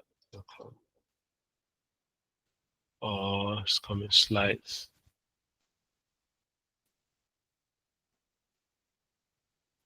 All right, so slides.google.com, or you just go to the browser part. A lot of us have used Slides before. So Slide is the equivalent of PowerPoint, Microsoft PowerPoint, then Google Slides. To access Google Slides, you come to Slides, or you go to your OneDrive also. You can access Google Drive, Google Slide from there. If you click on New, you will see the option to create a slide, either from blank or from presentation, and that brings you here. So you can start from blank, or you can access the gallery, the general gallery with quite a number of templates. So I'm going to start from blank with what we want to do today. You click on blank, and also it gives you different kind of designs. If you want, I think they just introduced these templates showing up here. It gives you those templates and you can select from. But that's not what we want to do. Just like Word, it has format and it has insert. Insert is your friend. You want to insert image, text box, shapes, block, diagram, tables, chart, line, word art, videos, audios, special character, animations. The beauty of PowerPoint also is you can add slides. Also is you can add extensions um, or add-ons. It's called extension, and you'll see a whole lot of extensions that you can use to extend performance or what you want on Google Slides. Uh, create slides with AI, works with slide itself, AI detector, a lot of things, morale. So you see all of these um, add-ons that allows you extend the functionalities of Google Slide. You can generate background. So there are a lot of them here. You can refer to them and use them to enhance your slide. What you would not be able to do on slides, you can use extension to do them. All right. So um, insert is big in terms of what things you can do on slide. All right, so let's just look at steps or things that we need to do. Embed videos and images, insert text, arrange object, insert word art, create link text, image adjustment. So we'll look at this and then let's see what next. Yeah, Chrome. We've already talked about browse the Chrome web store, filter, Google Drive function, extensions, and themes. So I think most of those things we've already covered. So let's look at embedded videos. So text, you can always, of course, you can always type. This is CAM 3. You can always format as much as you want. Here, size, font type, you can change. You can also do a lot of formatting of the text. Can change all of that. But what we want to do first is, they say we should insert images and videos. You could do that by either going and then clicking on insert. We want to insert a video. So it could be a video from your Google Drive if you have a video in your Google Drive already. Let's see if I have a video. I don't think I do. Or you can take a video directly from YouTube and just search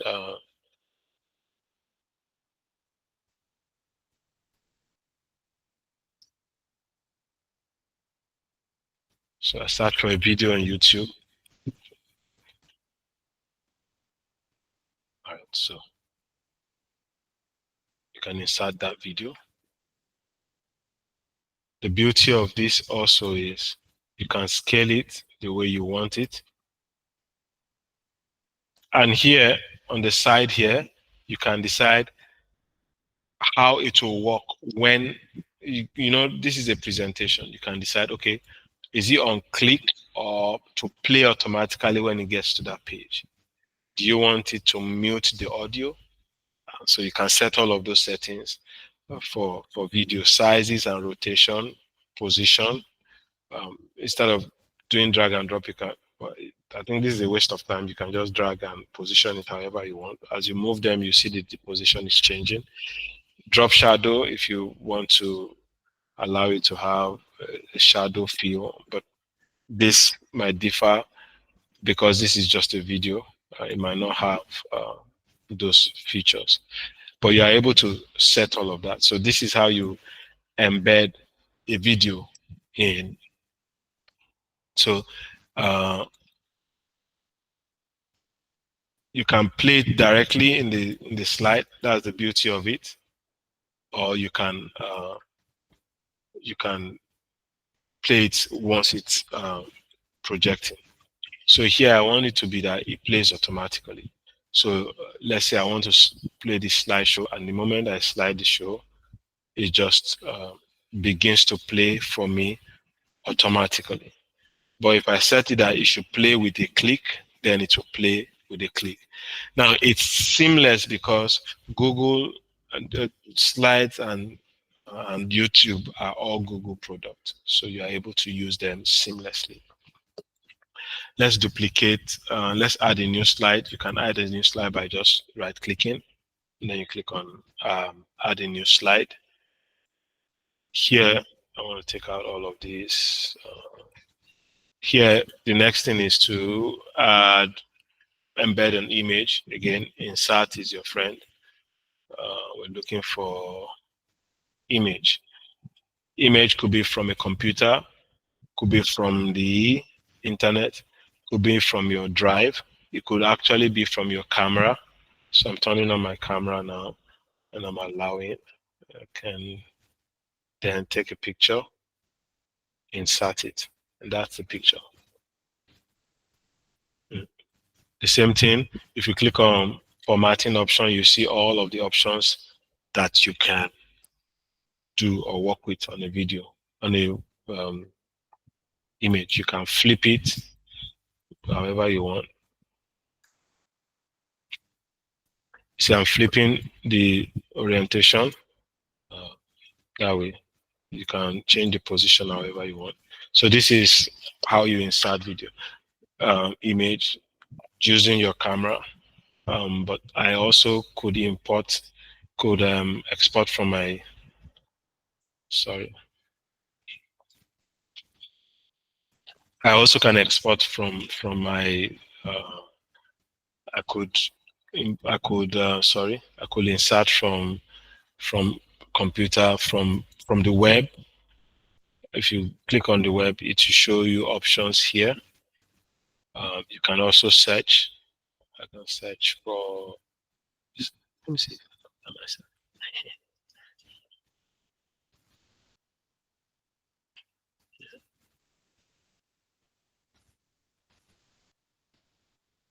Okay, I'm not there. So, oh, anyway, so you can insert directly from the web.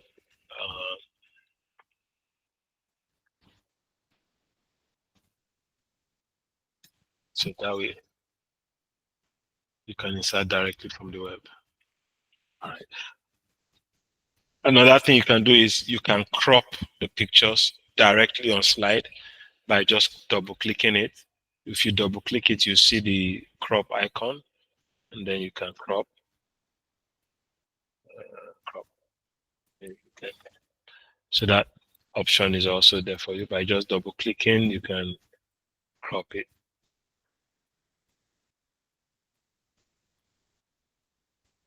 Hit enter. So that about images. Arrange objects and image. All right, so I can bring a lot of objects in.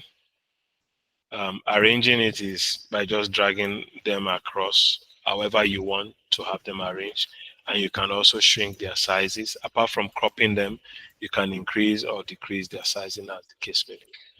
Objects in, insert again, you can insert a text object that allows you type by just highlighting and then you can type. You can insert, let's say, shape. There are different kind of shape. So if I select this one, I can draw it out. This is the shape. With the shape also comes the edit option, where you can do whatever you want with the image as you would love to. So most of the things you want to do here are done with the insert button. So you can insert image, you can insert equations, plus, minus, and all of that. So I select this, I can do that. Okay. You can also insert building blocks. Let's see. These are all just arts that you can eventually still double click to edit inside. Can you click to edit inside it? And you can break them apart. So this gives you the Canva-like option for you to do stuffs together. All right. What else? We're just going to walk through. So diagrams, grid, hierarchical, timeline. So I can select this, take it up there. All right. Again, what else? So a lot of things, tables, charts, column and bar charts. You can, if you click on that, um, you can link the chart up with, link it with a document or open source or no link. So that option is there for you. Let's see. Okay, word art. We talked about video. So line. Again, you can draw curved lines if you want.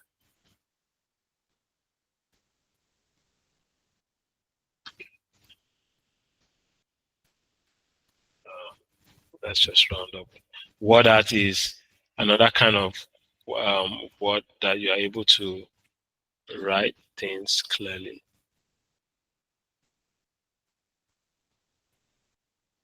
So it gives you that design feel to what you want to do, so that you're not just limited to just text.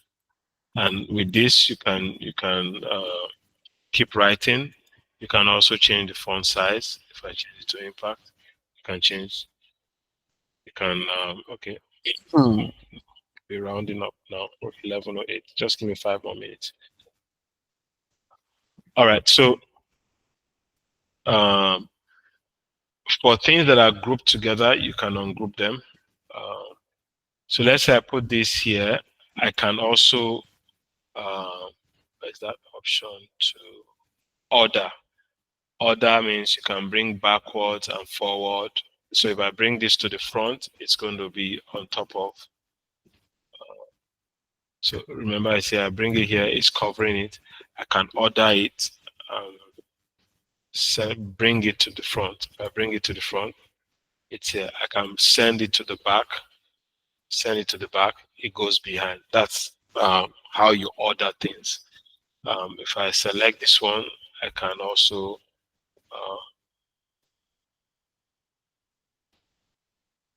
order it also and send it to the back, and it's behind. So that's where that arrange object is. We've talked about insert word art.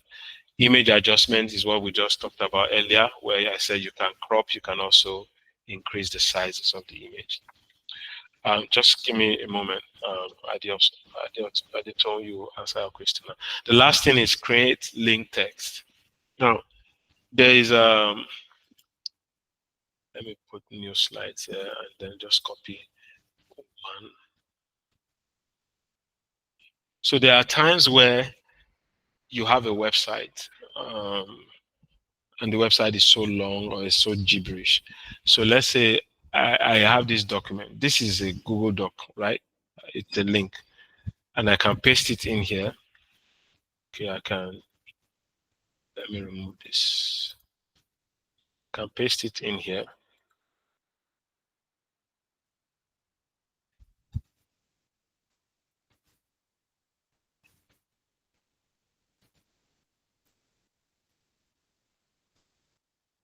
All right, so this is a SharePoint. This is a doc, a link. If I copy it and paste it, it takes me to a location. But it doesn't look fine at all. It doesn't. So what can I do? What I can do is I can put this link behind a text. So I can right click this, right click and say link. All right. And what I want to do, so it's a link now that is clickable. You see it's clickable. It's a link.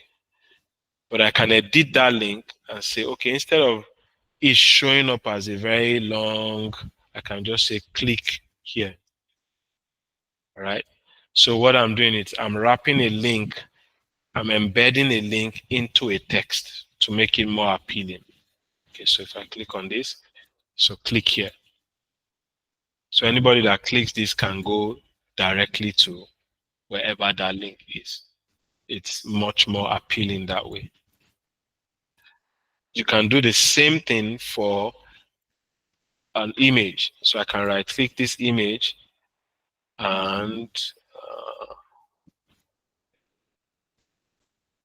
insert a link in this image. And let me just search for, let me search for document. So I'm creating a link from Wikipedia, for example.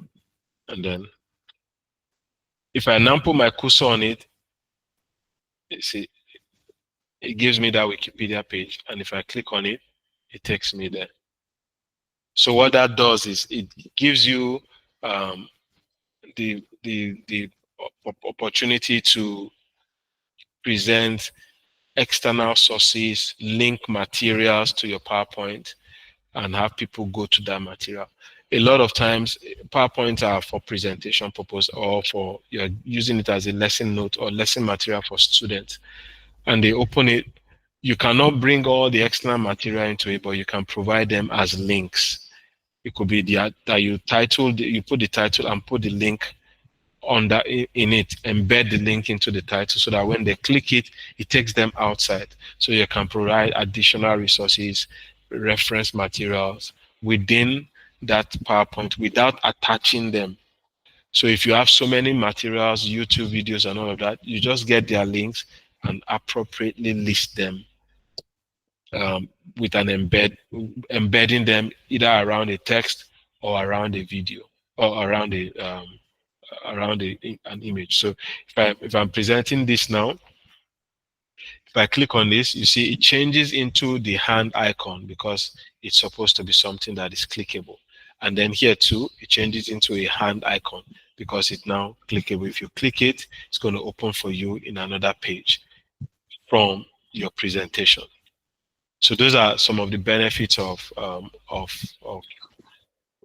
being able to put links within, even within video, you can actually still embed a link. So I can stay here and click on insert and still, okay, no, okay, it's a link already, so I can't embed a link. Sorry, you can't embed a link to a video, but text, images, and all of that you can embed. At the side here also, they've put a lot of new features are actually coming in. So you can easy quick access from here. So we're going to stop here today. We would go back to, I think this is no longer available in the new curriculum. It's just science journal. We can go there. You can go and search. It's just about research. these are all activities on a platform, but I would want us to look into Google Earth because it's a very important resource that teachers can use. All right, so next week we would finish up with unit 11 and 12. Um, 13 is also just proper use of internet, which is mostly theoretical. Uh, so we would, if we would have one more class by next week, I'll let us know. Otherwise, we'll just end it next week, and the following week the results will be out, all the assignments will be graded, and the people that will be getting their vouchers would also know by the end of the next week, after the class next week. If we will have another class, then during that class is when it will be announced. If not, it will be announced a week and it will be posted in the group and on most of the platforms for you to see. All right, so while I get the attendance ready, um, somebody has a question, if I'm not mistaken.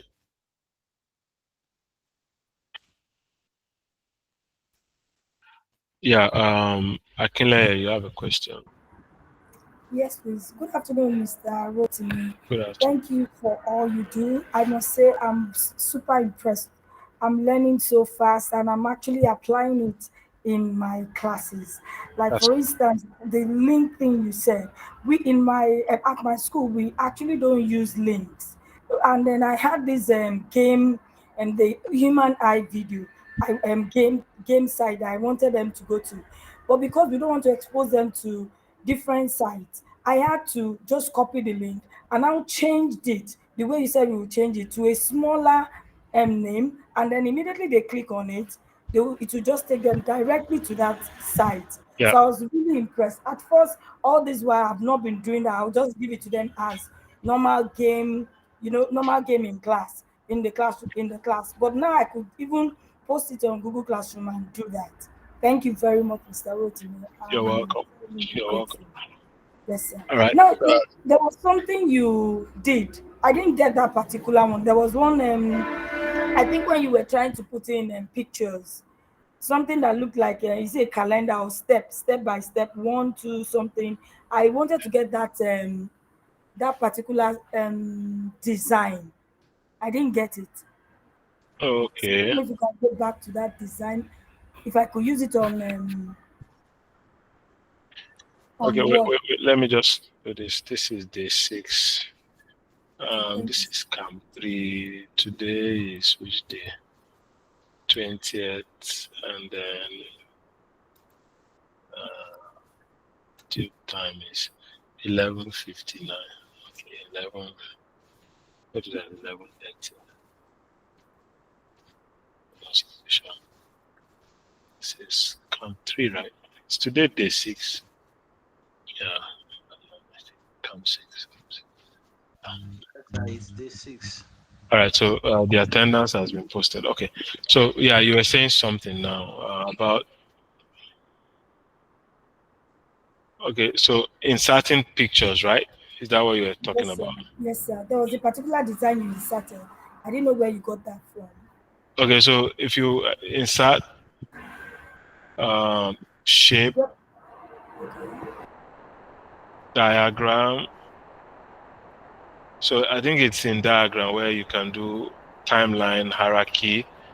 I think maybe the two things, one is building block, where you can see Canva-like stuff that allows you to put a very customizable template and you can adjust what you want. You know, a lot of us use Canva. So for example, I choose this one, brand new. I like the design, but I can then change the content. All right.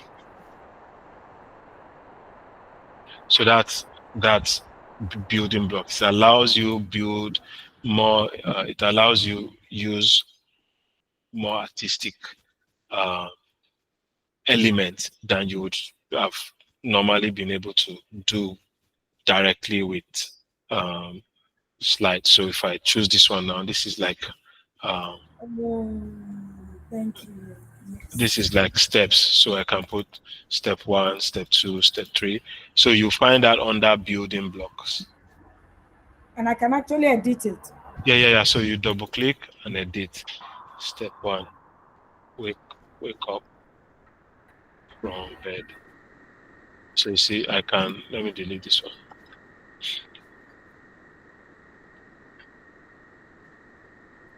So you see me edit it,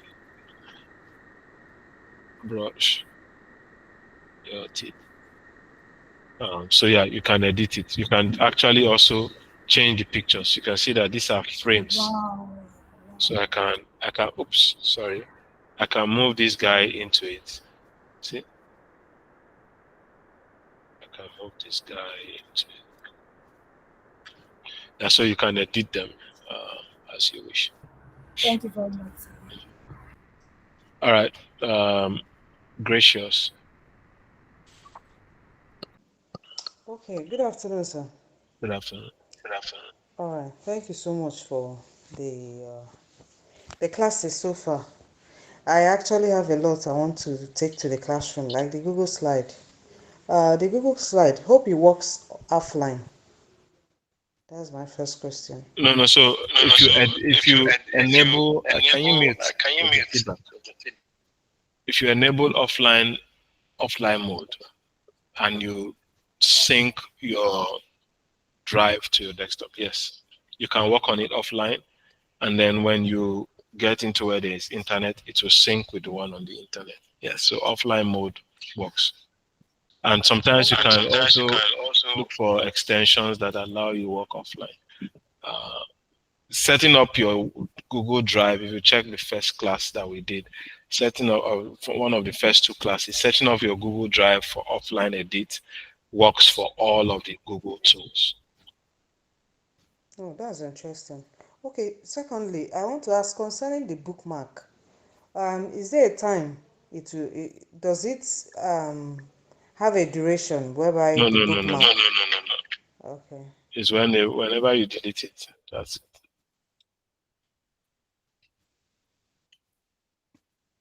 All right. I think that should be everything. Please go in and take your attendance. Sarah. All right. Sarah, you have a question.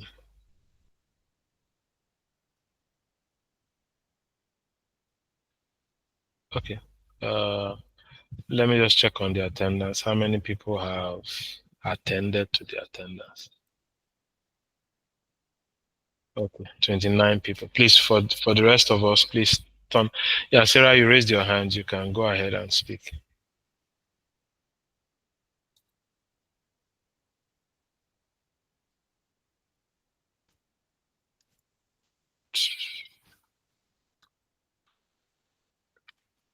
All right. Yeah, Sarah, you raised your hand. Go ahead.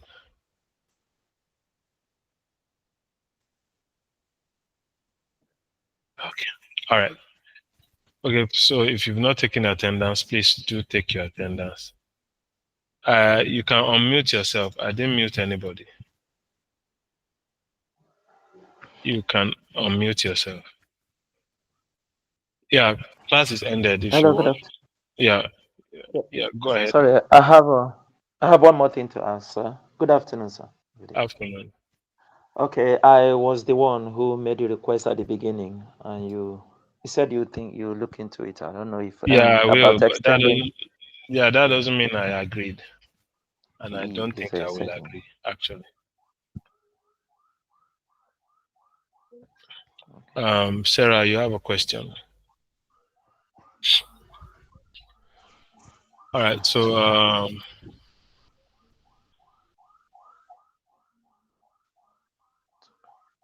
okay. So for the assignment, I would. hmm,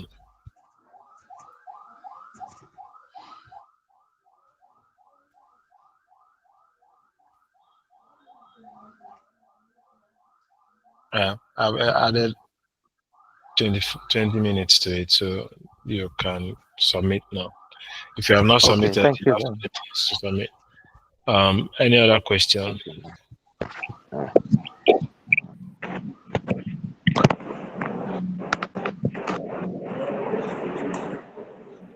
All right. Thank you, everyone. Have a Hello, wonderful. hello, sir. Hello, sir. I wanted to ask a question.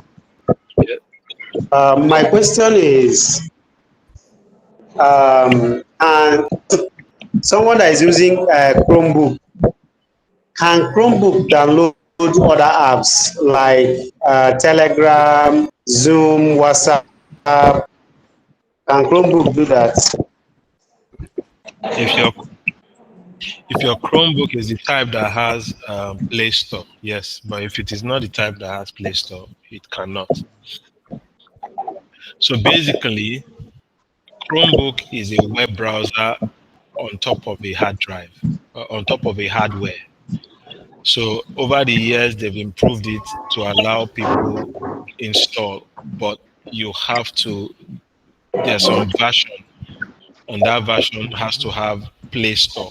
So if you have a Chromebook that has Play Store, then you can install those apps. But if they do not have Play Store, you can only use the browser version of those apps. Telegram web, um, WhatsApp web. You cannot use the app. But the thing is that my Chromebook has Play Store, but I find it difficult to download some of the apps. Well, it has. You cannot download all the kind of apps that would. So again, Playbook Chromebook is a web browser on a hardware. Um, it's just like an extended mobile phone, but with a web interface. So it's not a computer. That's why you cannot download like you would download on a computer. You have to go through Play Store. So any app that is not on Play Store will not work. But for Telegram um, and for WhatsApp, if they are on Play Store, it should work. If it doesn't work, you can either Google it or maybe it's not compatible with your Chromebook.